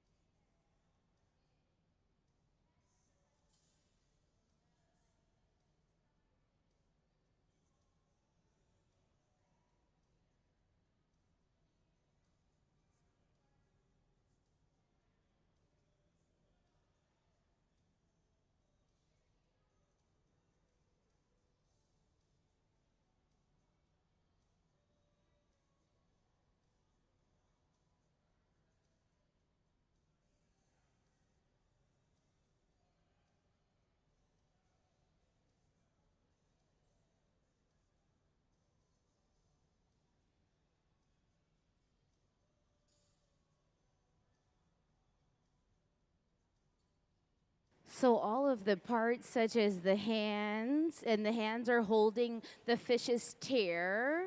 They're inside of the garage here where we place items to be reworked into the process. So Gabe, he has a little plate there, a steel plate, and we're going to put the items onto the plate and slowly bring them over. I'm not sure in which way it'll be assembled just yet, but the arms are separate from the hands, the forearm, the shoulder connection, then the hand. So that's just 3 parts in itself.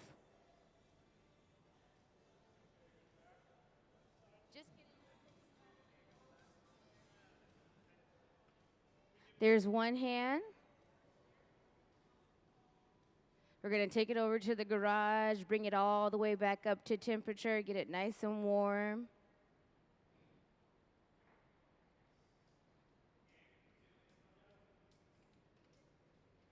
We'll grab another piece or part.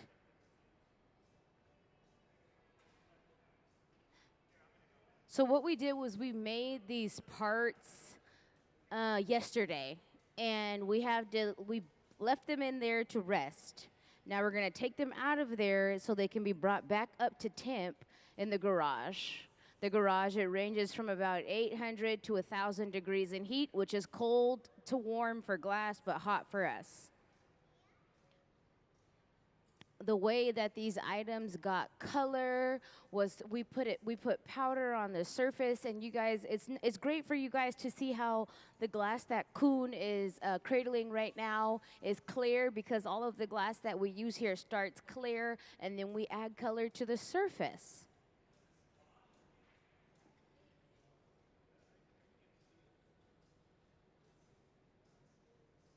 The oven that we're taking the pieces from, so that's the hand with the tear in it. They're so well crafted. She sculpted all of this by hand yesterday, bit by bit, tweeze by tweeze. She'll go back into the furnace to gather more glass. We have to slowly build up the mass for the torso. You don't just make one big gather all in one dip. And as you see, as the gathers get larger, the block does as well. We'll go back in with that block in a moment to cool those outer layers down. As you can see, it's like a big spoon, and it helps evenly distribute the glass to where it needs to go. It soaks in water. The water protects the block as well as the surface of the glass.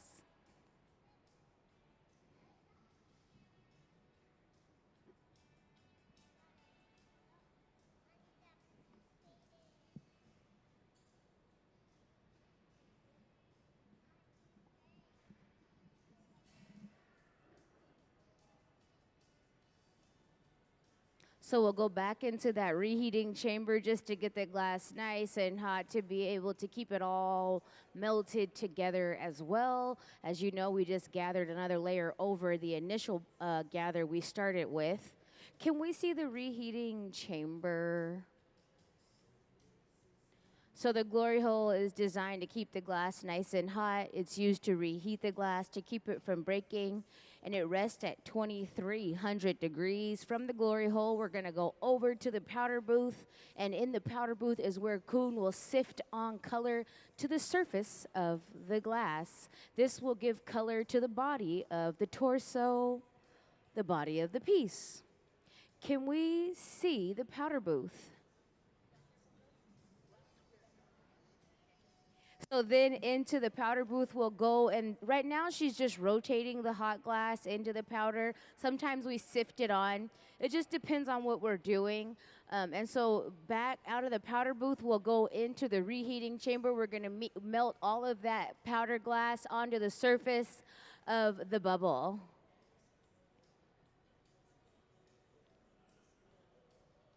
Can we please see Kwun's artist slide? I just want to read about her a little bit more.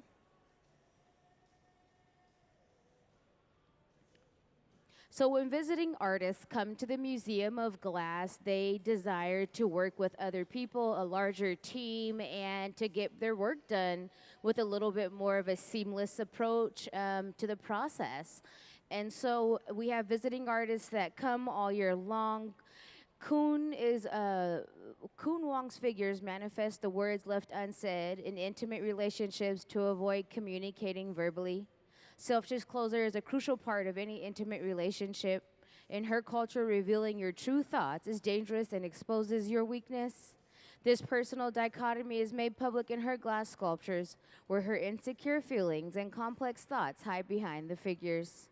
You can learn more about Kwun at kwunglass.com and at KWNNNNNNN.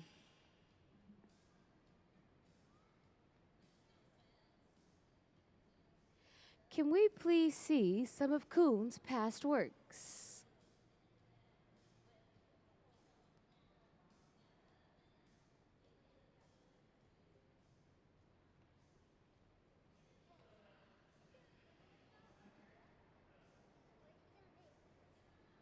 We're making the fish body and the head.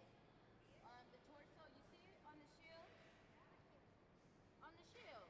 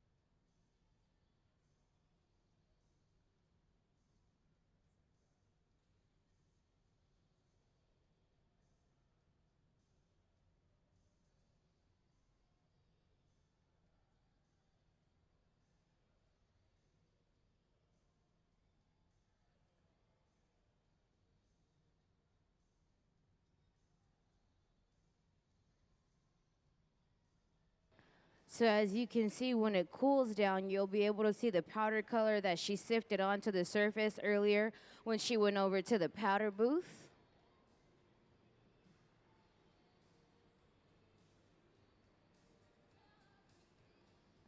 If you guys have any questions, my name is Emily. Feel free to raise your hand. I'll be happy to answer your questions.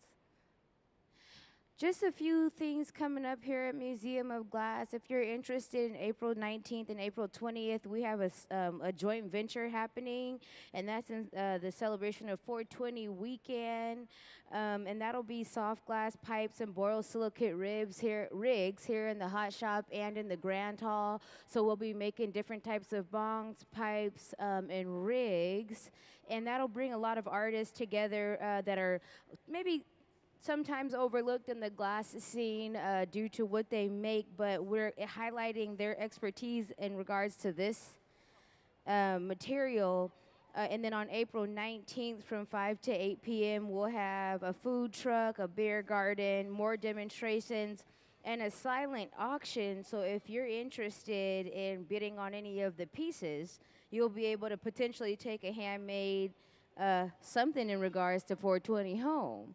So if you'd like to come out and hang out with us here at the museum, 419 and 420, we'll be celebrating all weekend the creation of soft glass pipes and borosilicate rigs. And also every third Thursday, Museum of Glass is open free to the public. And that's from 5 to 8 p.m. The Hilltop artists, they come and they work, and those artists are between the ages of 12 and 21 years old. So what we did in the process, we gathered some more glass from the furnace. That glass is clear. We went over to the powder booth because when we put the powder on, it has to be enclosed because nobody wants to, inhale glass. It's like baby powder in consistency. So we're just adding some more color.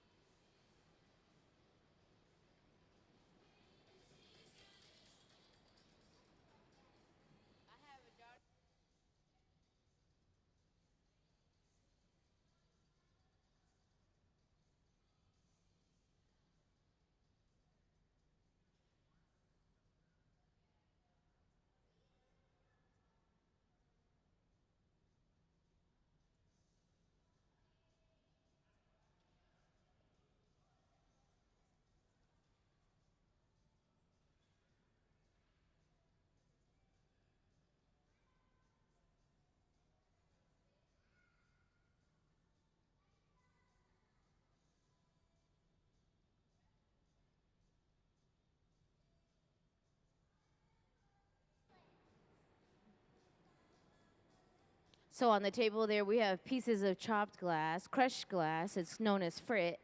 And frit just adds color to the surface. And those are a little bit larger pieces, so it'll be a really good definition of adding some more color on top of that powdered glass that we already added. And then pretty soon here, eventually you'll see how they'll start to sculpt out the body, the torso.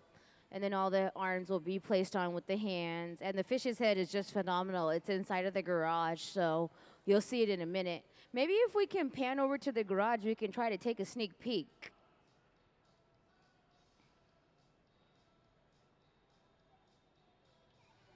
That's a sneak peek. You can't quite see inside of it. I just thought maybe we could. But that's what the inside of the garage looks like. As you can see, there's some fire inside of it, keeping everything nice and warm.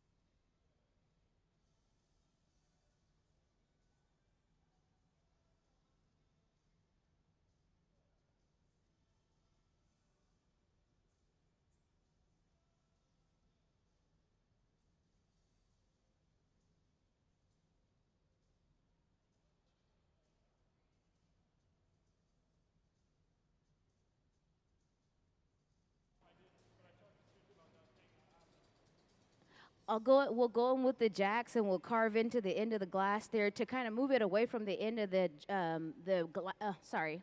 to move the glass away from the end of the pipe. So we're just pulling it to the right a bit. And then also with definition, we can add, low points and with the jacks. And so those jacks are two blades that when you grip, it'll carve into the glass. We need jack lines, especially at the end of the pipe, so we're able to remove the glass from the pipe at a different point in the process to be able to access it. The way that Kwun is doing it, I'm not exactly sure if she needs to change the direction, possibly, but we'll see as we go along. As we are all here together, if it's the first time that an artist is doing something, we don't exactly know how it's going to go, but we figure it out together. So she'll go in with those corks. Those corks are sometimes, I think she may dip or may not dip hers in water just to be able to sculpt for a little longer. They're just good old wine cork toppers, just a lot more material. What it does is it doesn't leave any stress on the surface of the glass, and it doesn't extract the heat. And so when you're working with glass, you want to keep that heat as long as you can to be able to sculpt to your desired vision.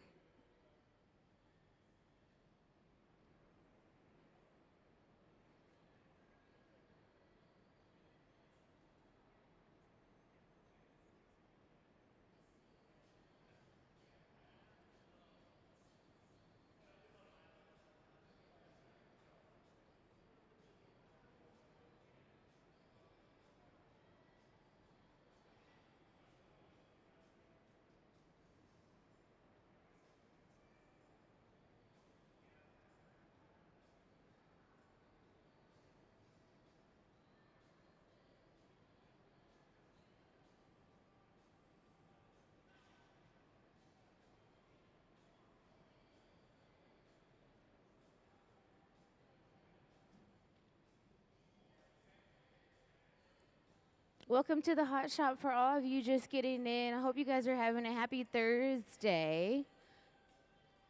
Our visiting artist is Wong, and Kwun comes from Chicago, where in the daytime she teaches as a glass blowing instructor at the high school level. And she sought out this residency to come and work and receive help from other artists while she works to create her work and then bring her visions to life. So when she applied, she was chosen, and here she is now creating her Lo Ting mythical character that is half fish and half human, representing the struggle of the people of Hong Kong who don't fully belong to either the colonial past or China. And Kwun believes that they spend their lives searching for a place to call home because, a human can't survive underwater and a fish can't survive on Earth. And so as she sculpts out her mythological creatures, you'll be able to see it come alive here in the Hot Shop. The first one we have been working on since Wednesday is the fish here on this shield with the fish's head and the human's body.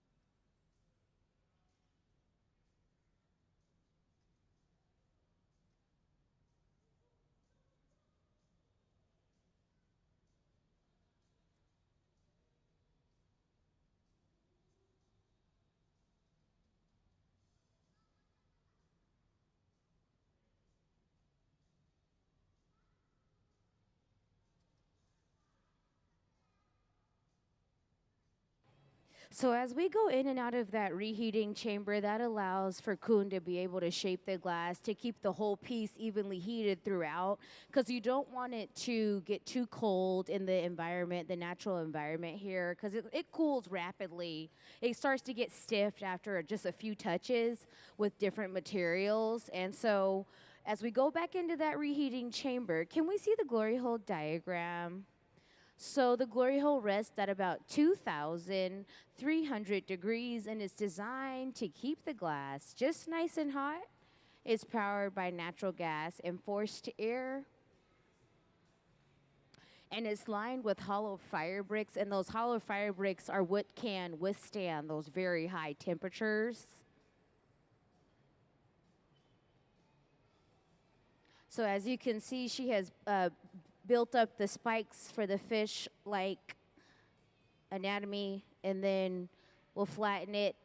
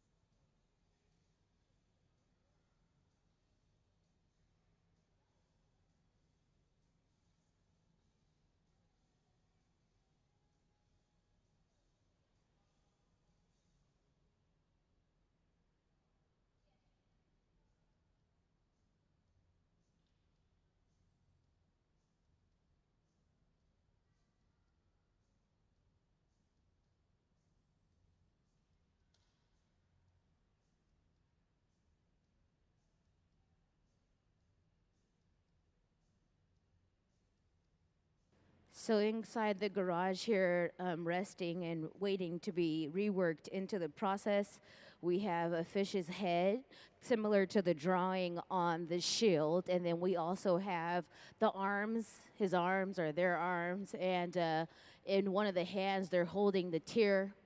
It's holding a teardrop. Oh, awesome. The diagram up there depicts all of the pieces.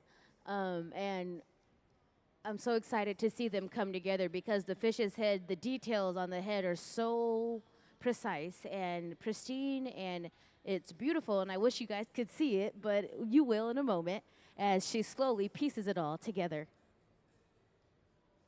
Can we see some of Kwun's past works?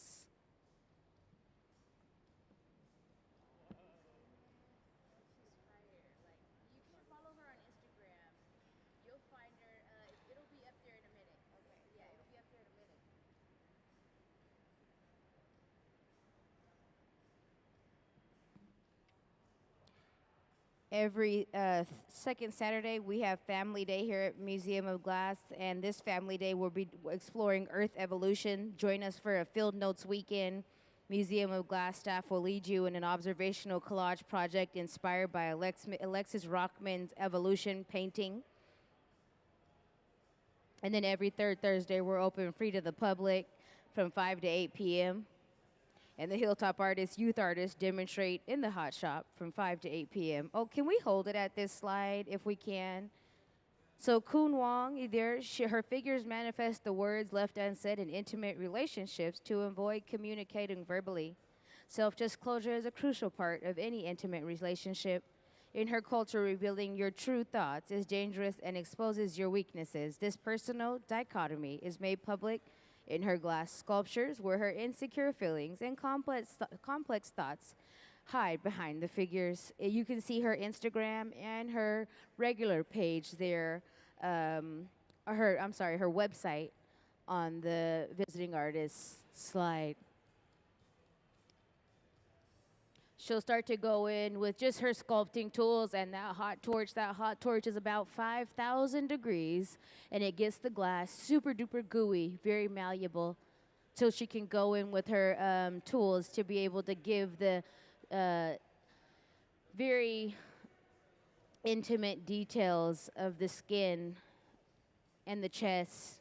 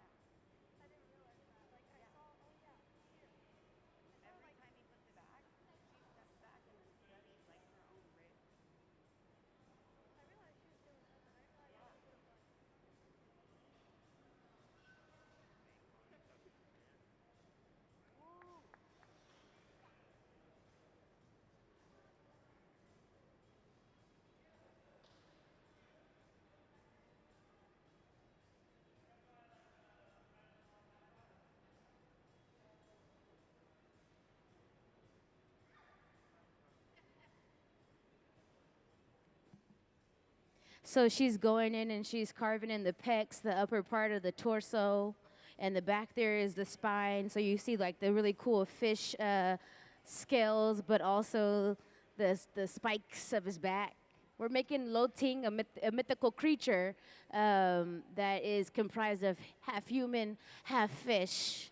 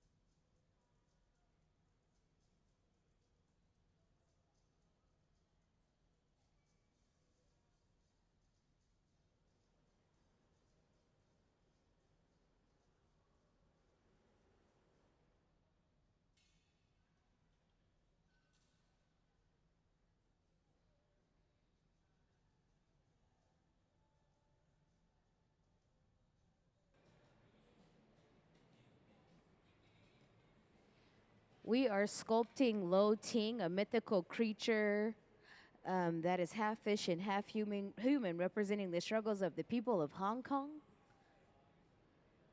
As we continue to sculpt, she'll go in with that hot torch. That hot torch is about 5,000 degrees. And she'll slowly just bring out every little detail, every meticulous detail to accent the body of the fish. So when we take the glass out of our furnace here, can we see the furnace diagram? So the furnace is the tanks here that have silver bottoms and then the black doors. When we take the glass out of the furnace, it's clear. So to achieve this color on the surface, we have to add glass in a different form, and so it can be crushed glass, pulverized glass, or it can be bars of color. But today we used powder glass, and we sifted it onto the surface of the clear glass. Can we see the powder video to learn how the glass got colored today? Powder is the smallest size of colored glass available and can be very versatile when used in the creation of artwork. Powder is made by crushing frit in a ball mill. When used like frit, the powder is rolled through, and the heat of the gather is enough to melt the color onto the surface. Powder can also be sifted onto the outside of a bubble or gather to create various densities of pigmentation and shading. The application of different color powders can create both abstract designs and naturalistic color patterns, such as the skin of animals. Powder can be melted smooth or left dry and cakey on the surface of the piece.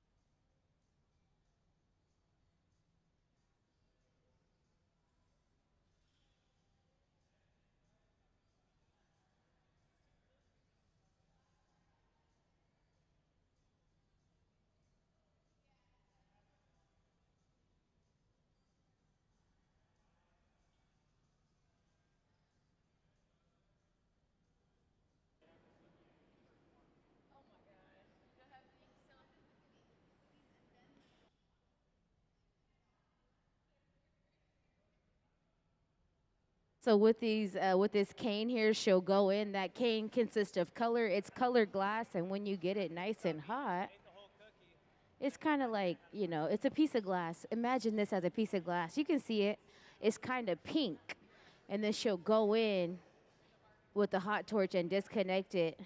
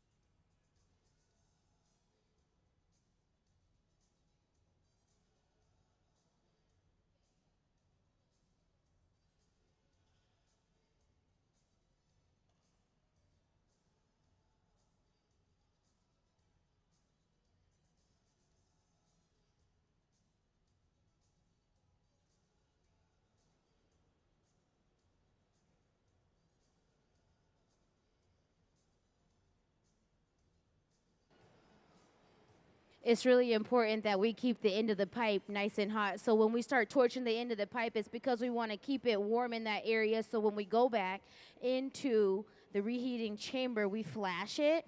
That portion goes into the reheating chamber last, and it comes out first. But that connection point is what we need that engages us with the process. And so we have to stay connected, and that's why we flash it. And then we'll come back out and continue to sculpt. We also can't keep it in there long enough to keep that part super duper hot, because you don't want it to like start to, you know, fall up or down, because she's putting pressure on it while she's sculpting.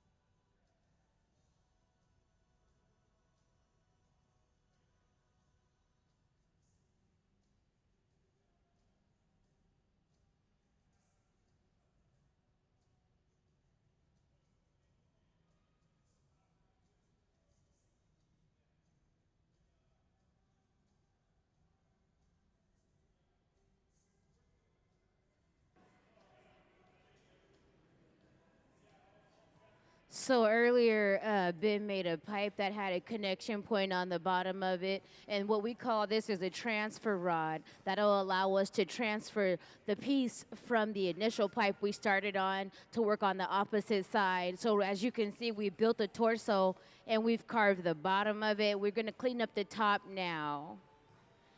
And so in just a moment, when we're able to, we'll remove this piece from the initial pipe, clean it up, and start to add the additional parts and pieces, the limbs and the head. The fish's head is inside of the garage resting. We're gonna take the fish's head out, the arms and the hands as well. We are creating that sculpture that is there on the shield. This is Lo Ting. They're mythical creatures. So we'll get it ready. place it onto the end of the body. So when he does these movements, we're just making sure that we're connected left, right, up, down. We're gonna let that connection point cool. We call this a punny rod. So it's like punny up, meaning let's transfer it off, right? So puntail means to bridge. And a lot of the words that we use are Italian slang.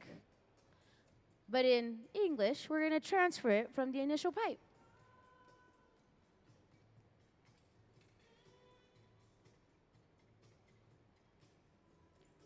We'll dip into the bucket, get a little water, lay it on that jack line we carved in earlier. That'll set in shock, and then with shock, we'll get a vibration by tapping it off the pipe.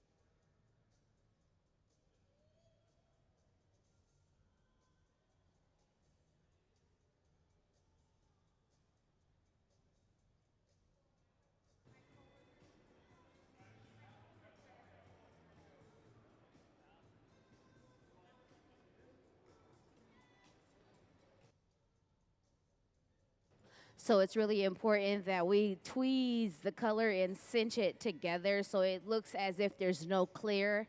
And so we're just gonna clean it up and cinch it all the way down. So she's just pinching it all to where we conceal that clear.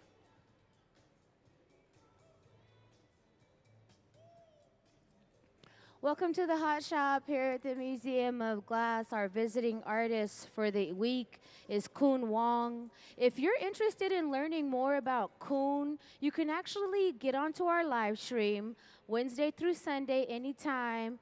10 to 5, we're open, and we're always streaming. So on Sunday, if you can't come back, you can always get online and watch and learn more about Kwun from 1 to 2 p.m. on Sunday to learn why she makes what she makes.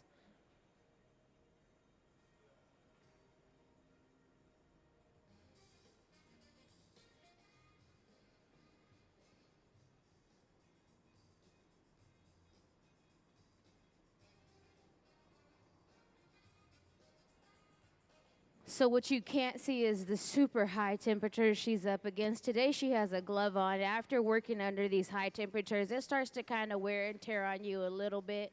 That piece is well above 1,000, maybe even like 1,800 degrees. It's very, very, very hot. And so that's what, as glass artists, they make it look easy to withstand these temperatures. to manipulate the glass, and then to bring their visions to life. Can we please see some of Kwun's past works for all the visitors that have just joined us here in the hot shop?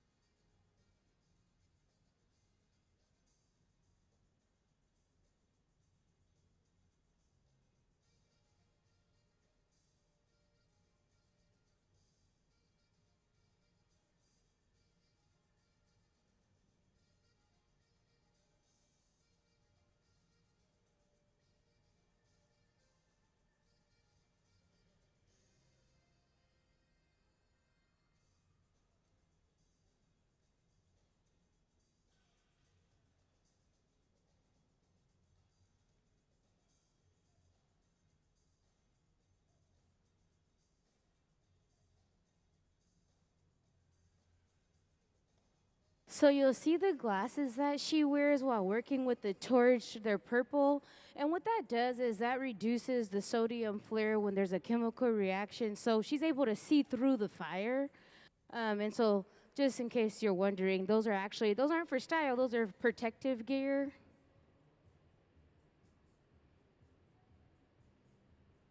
In the garage, there is the head of the fish. I believe I might have said this, but if not, for those of you who are just joining us, welcome. And there's a fish head, and then there's the hands and the arms, the upper shoulders and the forearms, and we'll slowly start to pull those parts out and connect all of it.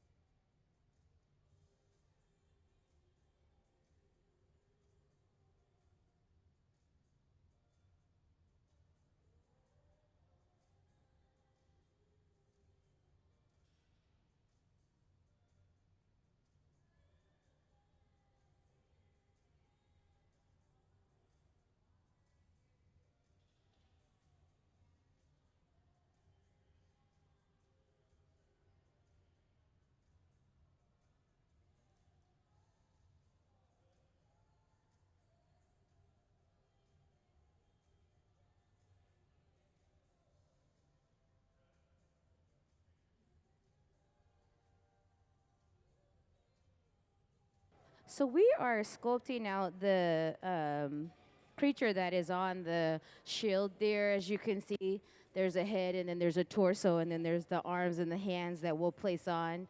And during this residency, Kwun will create 3 sculptures, and they're inspired by Lo Ting. That's a mythological character that is half fish and half human, representing the struggles of the people of Hong Kong who don't fully belong to either the colonial past or China.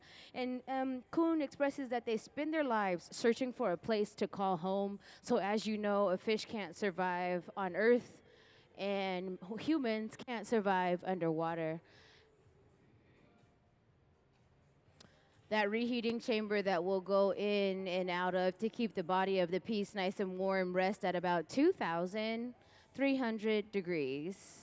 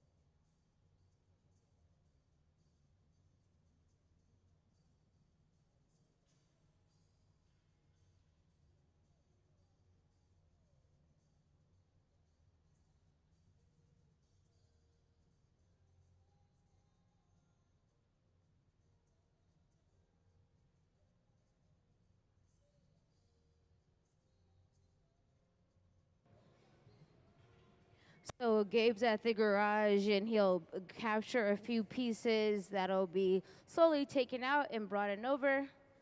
And then we'll start to put them onto the, I think we're gonna go maybe shoulders first. You never really know what we're gonna do first. This is all our kind of first time together. And so as the process unfolds, I'm here to tell you what's going on and answer any of your questions, but I know just as much as you guys as we slowly put this sculpture together. So yeah, looks like we're gonna go for the shoulders first.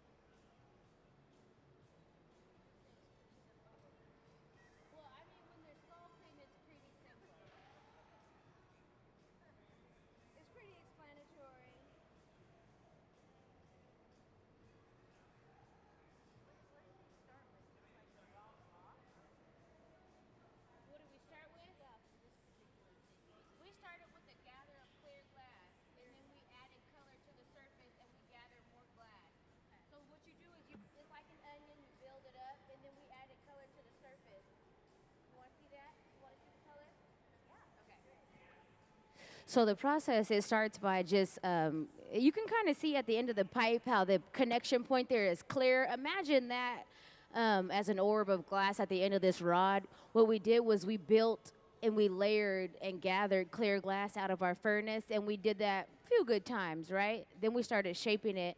But to get the color on the surface, we added powder glass. We sifted it on in the powder booth to the surface. And can we see the powder video to learn how the glass got color? Powder is the smallest size of colored glass available and can be very versatile when used in the creation of artwork. Powder is made by crushing frit in a ball mill. When used like frit, the powder is rolled through, and the heat of the gather is enough to melt the color onto the surface. Powder can also be sifted onto the outside of a bubble or gather to create various densities of pigmentation and shading. The application of different color powders can create both abstract designs and naturalistic color patterns, such as the skin of animals. Powder can be melted smooth or left dry and cakey on the surface of the piece.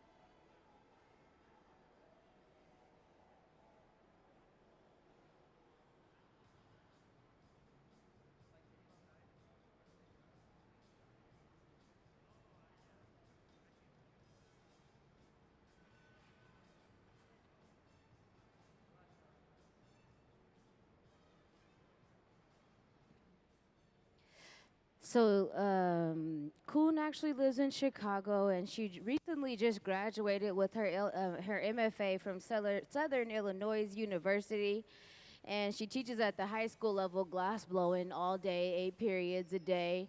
Can we see some of Kwun's past works as she continues to sculpt?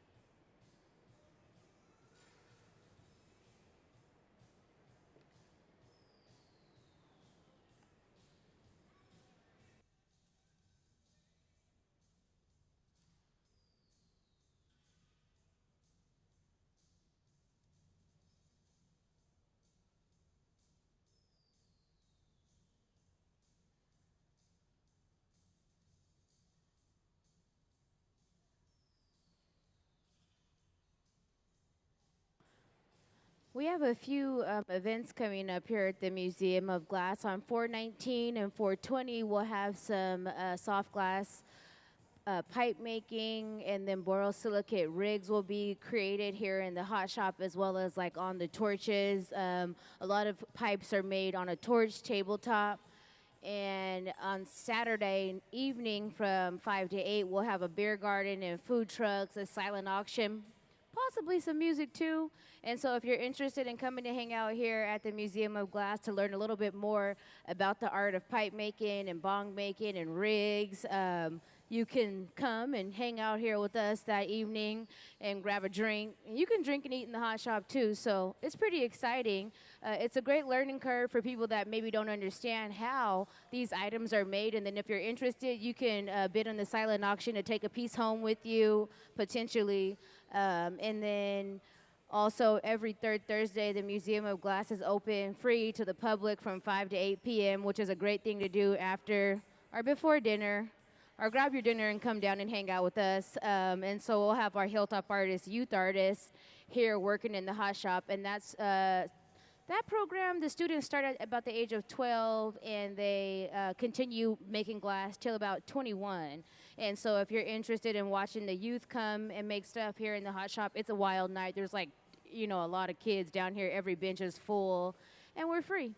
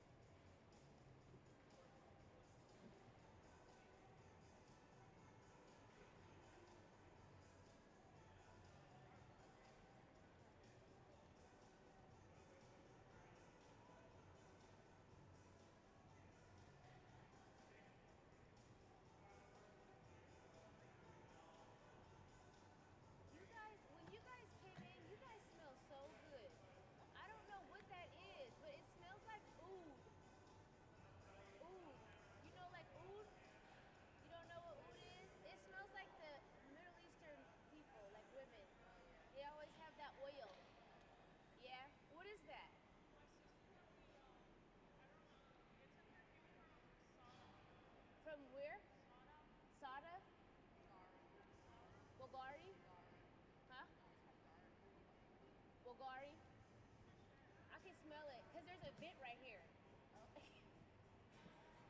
So whenever people come in, I can smell this. And it just fumes and fumes. Where are you guys coming from? Oh, cool, awesome. I'm glad you came out. If you guys know anybody that needs any rehab, we have a Hot Shop Heroes program. If you're aligned with the VA, you can come and do this for 8 weeks for free. If you're interested, it's pretty fun. You want to come try? No, you don't have to move here. You just come at night. It's a therapy. It's a therapy course. Have a good day. What's up? You'll see. Well, if you leave, you won't see. But we put a little bit of water on that connection point, and then you tap it, and the vibrations pop it off. Because it's so hot, the thermal shock will set in, it'll permeate through, and then it just boom, it just pops right off. It's so satisfying.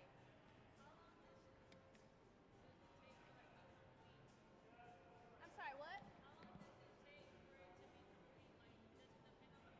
I never watched her do this, so, I'm just here till 5. She'll be done before 5. She'll be done, they give them about an hour more, probably a little less, but it takes time. Like, she's with it, like, she's heavily detailed, and she's like, we're not even really here. She's here, we ain't. She usually works by herself, so she came for a little help, but she don't need a lot of help. You guys should see this fish's head. The fish's head is crazy. Oh, she's almost there though. We got like 1, 2, and then 3 more parts. It'll get there. Cause the thing is that after she does it, I might see it, I might not see it, but nobody will see it unless you follow her online.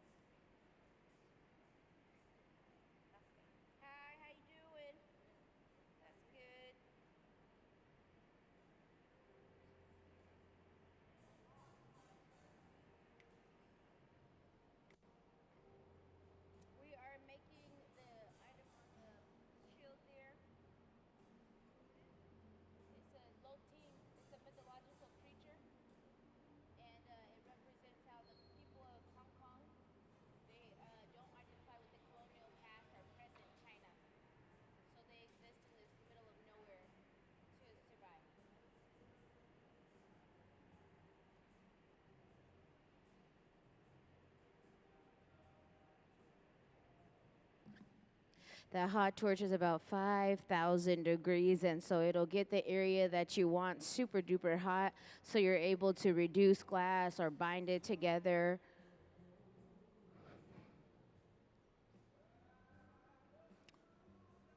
In Kwun's case, she's getting it hot and just sculpting it all. Maybe she's connecting it to conceal some of the clear that might be visible to the surface.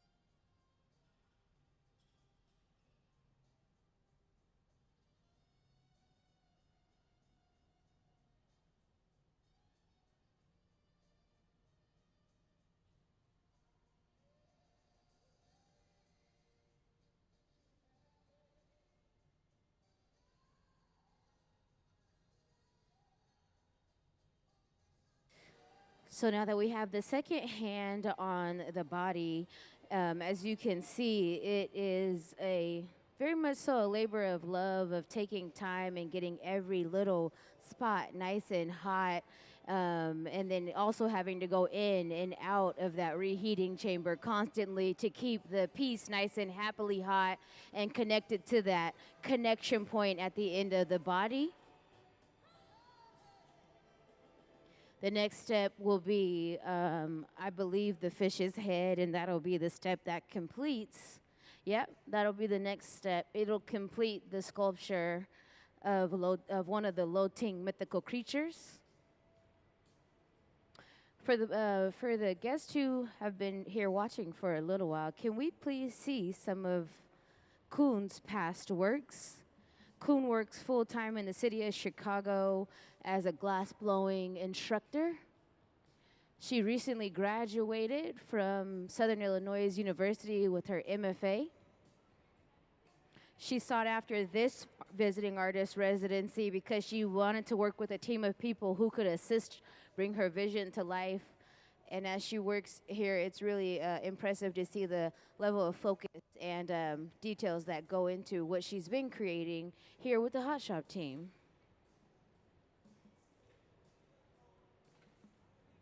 This is just one of the 3 mythical creatures that she desires to bring to life here. As you can see how many steps it takes to get to this. We started building the pieces for this creature yesterday morning, and as you can see, it's coming together a day later. So it takes a lot of time to bring the items to life. Here on the table, you can see little parts that are cooled down, really pretty fish fins here, and then just some hands sculpted. So feel free to come a little closer and take a look.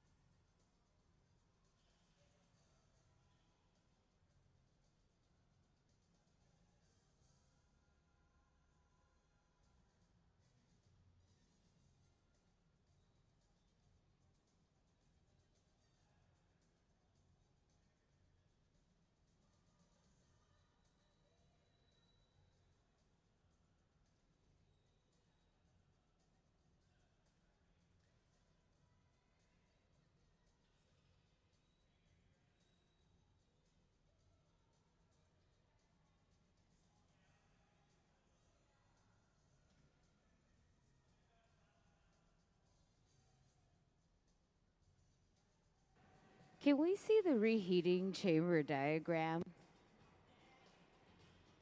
So that reheating chamber that you see that will continue to go in and out of is powered by natural gas and forced air. It's only used to reheat the glass to keep it from breaking, and it rests at about 2,300 degrees. So now I believe the fish head has been removed. Yep. So Gabe has the fish head. He's getting it nice and ready to be able to be placed on top of the body of the Lo Ting mythical creature. Mythical character. Thank you.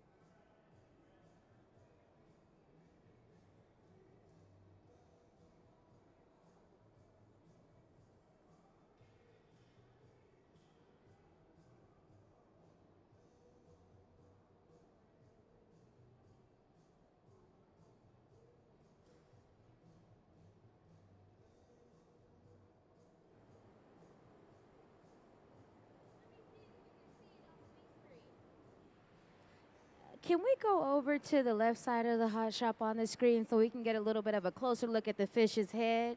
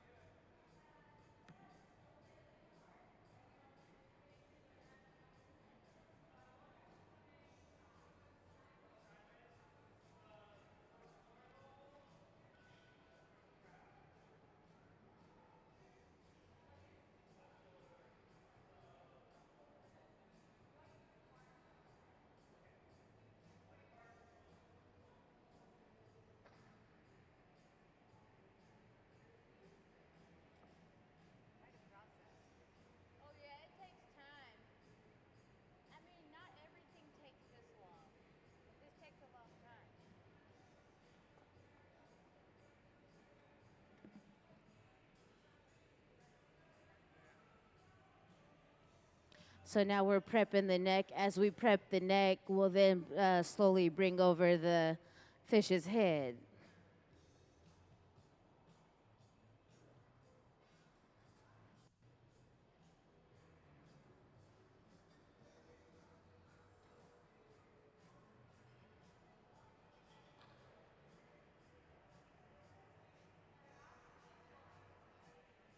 After this flash, you'll be ready to place the head on.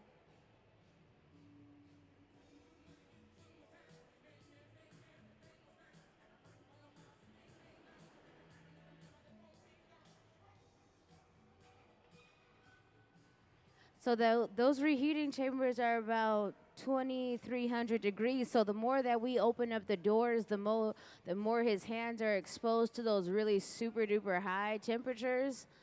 And like I said earlier, they make it all look very, very, chill and easy, but it's super hot, like really hot. We'll go in with the head.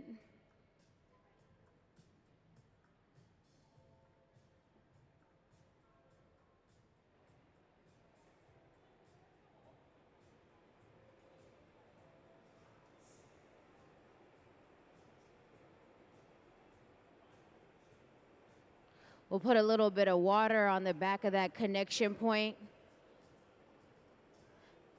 Tap the pipe.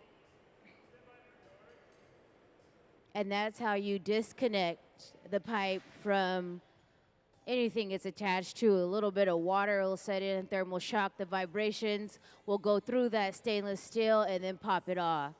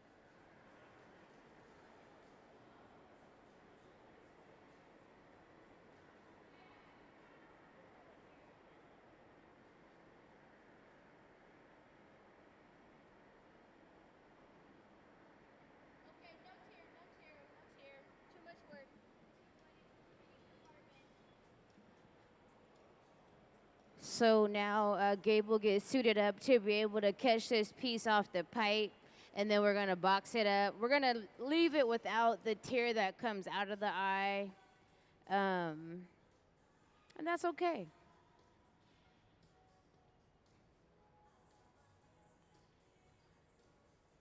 So he'll put on a face shield because he has to put this into an oven that's about, you know, a little higher than 800 degrees. And then it'll cool down overnight where we'll be able to take it out the box at a different point in time.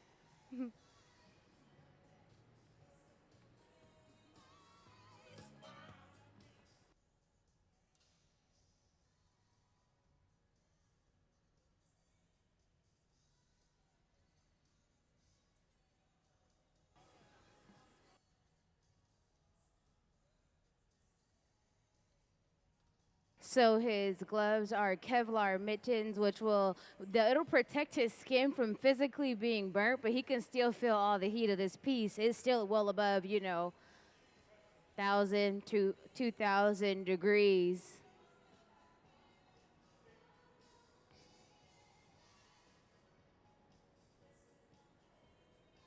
This mythical creature is one of the 3 sculptures that Kwun aspires to create while she's here during her residency time frame. If you want to learn more about Kwun and her work, be sure to go online to the Museum of Glass programs and live stream tab. And on Sunday from 1 to 2 p.m., she'll have her artist talk. There are some illustrations here also. If you come a little closer, you can see the other creatures. We're gonna go in there and get that connection point nice and hot. We want it to be really hot. So when we prepare to remove this piece from the pipe, we have a clean break.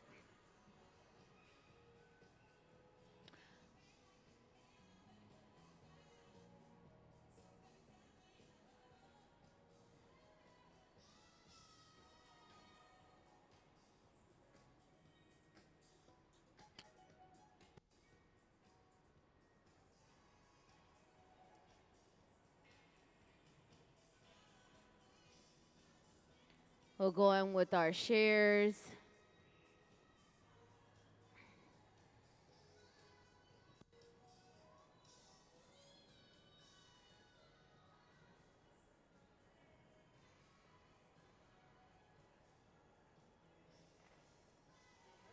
Cinch it a bit. Put a little bit of water on those tweezers. It's really important that you give it these flashes because you just don't know at what point it might be a little cooler than the rest of the piece. And so super important. That's why we have to go in and out of the reheating chamber constantly because we have to be sure that this whole thing the heat is being evenly distributed. Sorry.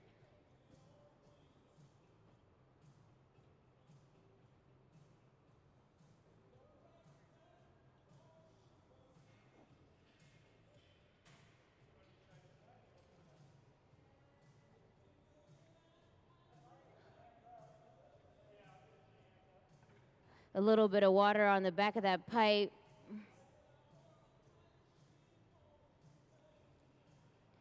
We'll go in and cinch it with the shears. Gabe will get under it, tap it.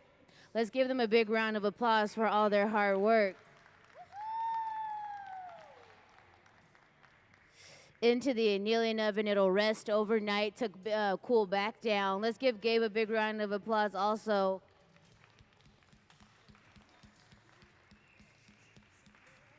Once again, our visiting artist is Miss Kwun Wong. She's been working tirelessly, effortlessly at this since yesterday morning. So it's good to see one of her visions of the Lo Tings come to life here in the hot shop during her residency, which will be through Sunday. For my youth that are here in the audience, I wanted to share with you guys a little bit more about our Kids Design Glass program that is designed to encourage the youth to create like the fine artists do that come and work here in the hot shop. So as they regather themselves, allow them to figure out what they're going to do next. We are going to keep working until 5. But in the meantime, can we see the Kids Design Glass video to learn a little bit more about the program?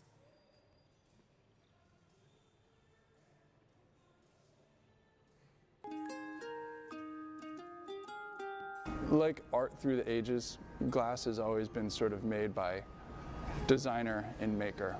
And so to highlight that relationship, we created Kids Design Glass, where kids age 12 and under can make a drawing and submit it to us. We'll make 2 pieces, give one to the family, and we'll keep one to put in our collection and build the exhibition that has been Kids Design Glass. We get a huge stack of drawings, and we sift through them to pick the ones that we can make and the ones that are interesting. 200-300 drawings a month, so we get a stack of drawings. We go through each one. It's a drawing and a story about the drawing. Probably the most unique drawings are the ones that really stick out. The ones that aren't like based on a character that they've already seen. The ones that come straight from their imagination. Usually kids by that age, they're not really tainted by like pop culture and outside influences. They kind of like what they like. My original idea for the rainbow marshmallow, when the marshmallow melts, what comes out are their tears. And this one cries rainbows. Like in the inside, it's all rainbow. It was the first time that I was like kind of made contact into like the glass blowing world. And what was really fun about it was knowing that a piece that I've come up with that is like part of my self-expression was like interesting enough for others to like incorporate it into the real world. Being in a creative environment, I think that builds self-esteem, and the fact that they're going to have this thing that they're going to have the rest of their lives of something that they had as a child, and then knowing that they're actually like in a museum collection, which is pretty incredible when you're under 12 years old. If any other kids are entering the program, then I'd say I really hope that your art gets chosen. It is really mesmerizing to see the details being put on. I was just very happy that the Hot Shop team actually chose my art. Who knows, maybe if you're timing it just right, you could actually get up there when your art is like being displayed up there.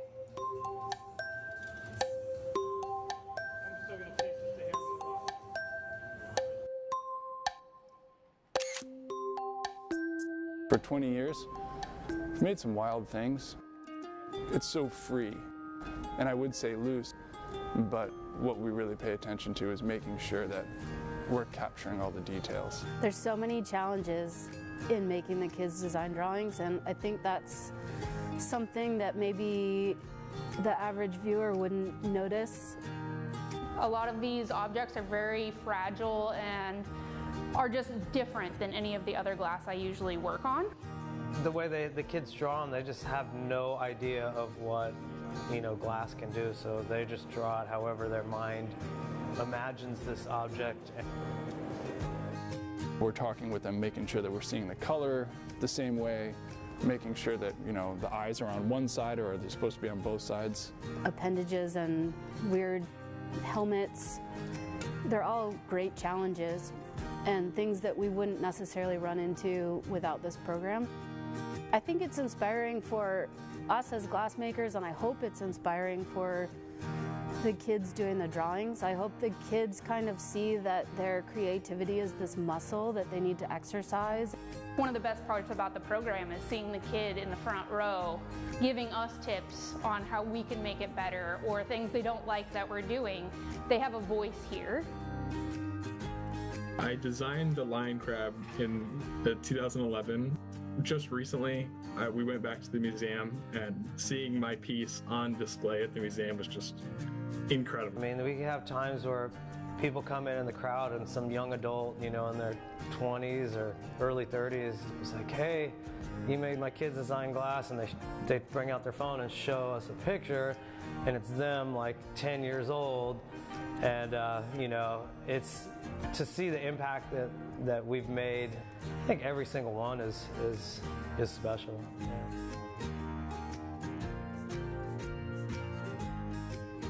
The Kids Design Glass forms are on the table in the Grand Hall, so if you have any interest, also walk down the art alley, get some inspiration from everything that's been made so far, and submit your illustration. And if it's chosen, the Hot Shop is going to call you.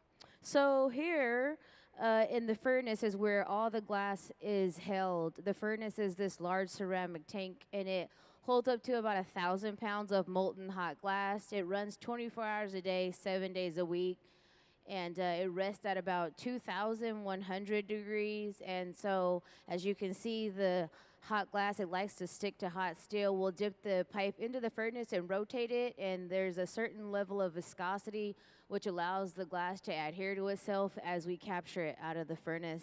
You have to slowly work your way up, though, to large amounts. You can't just gather it all at one time because it's like any other material. You have to build it to make it larger. And then onto the table, every, rotation we do on the table there is intentional. We always want to take the glass from the end of the pipe and kind of move it towards the very bottom of the pipe so we have more material to work with. And then she's going to go over to the powder booth. The powder booth is where we sift the color application on. So for this specific projects or these specific projects, we're using powder. We'll sift the powder onto the surface of the clear glass. It'll change the surface color, and so that's the illusion. We use a little bit of color and a whole lot of clear. Although it looks like it's all one full color, it's not. And the reason why we have to add color is because we cannot house multiple different furnaces of different colors. It's a little too expensive for us to be able to do that, and it's a lot of work to maintain those many different furnaces.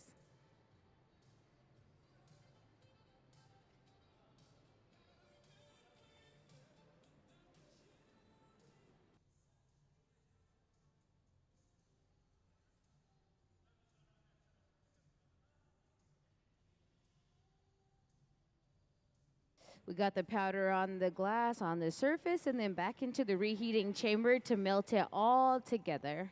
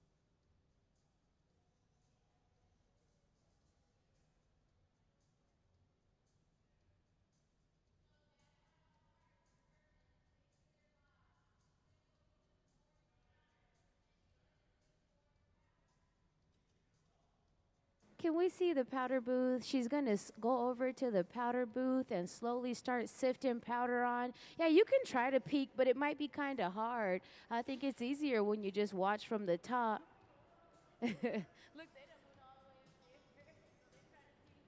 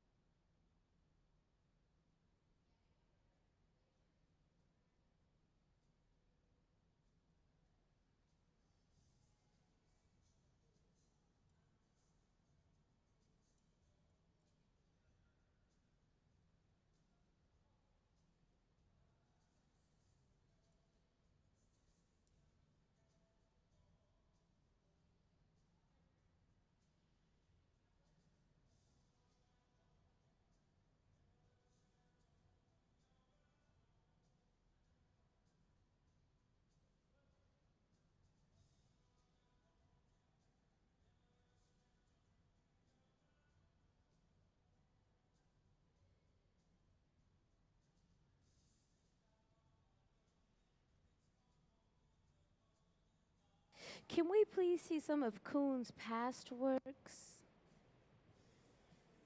As we go in and out of that reheating chamber there, we're just getting the glass nice and hot enough to be able to sculpt the fin out. We're just sculpting. We just finished a larger sculpture of man and fish, or I'm sorry, human and fish, two different parts. It was the one here on the shield on the right side of the glory hole. Kwun comes from Chicago currently. She is from Hong Kong originally, and in Hong Kong they believe in Lo Ting, which is a mythological character that is half fish and half human, representing the struggles of the people of Hong Kong who don't fully belong to either the colonial past or China. And so they spend their lives searching for a place to call home. And as you see, that fish cannot survive fully on land and human cannot survive fully underwater. And so that is where the inspiration of her work is drawn from. These fins will be used for a different piece of work at a different point in time. On Sunday from 1 to 2 p.m., her artist talk will be here. And if you can't make it back, you can watch online at museumofglass.org. You can watch our live stream anytime to see what's going on here in the Hot Shop.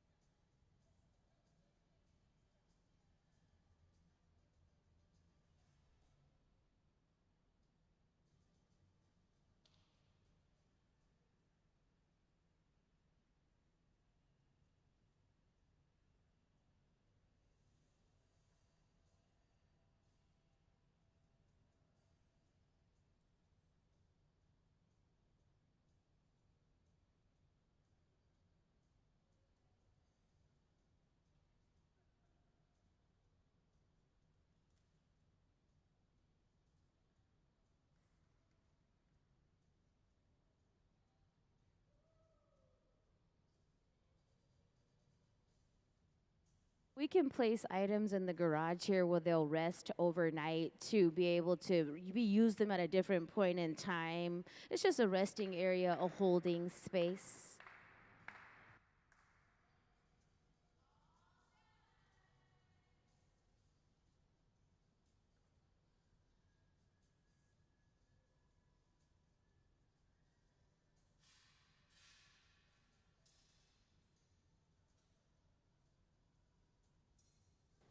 We'll slowly start to gather our items and clean up for the day. Thank you guys so much for hanging out with us as we will resume making items in the morning on the hot shop floor every day.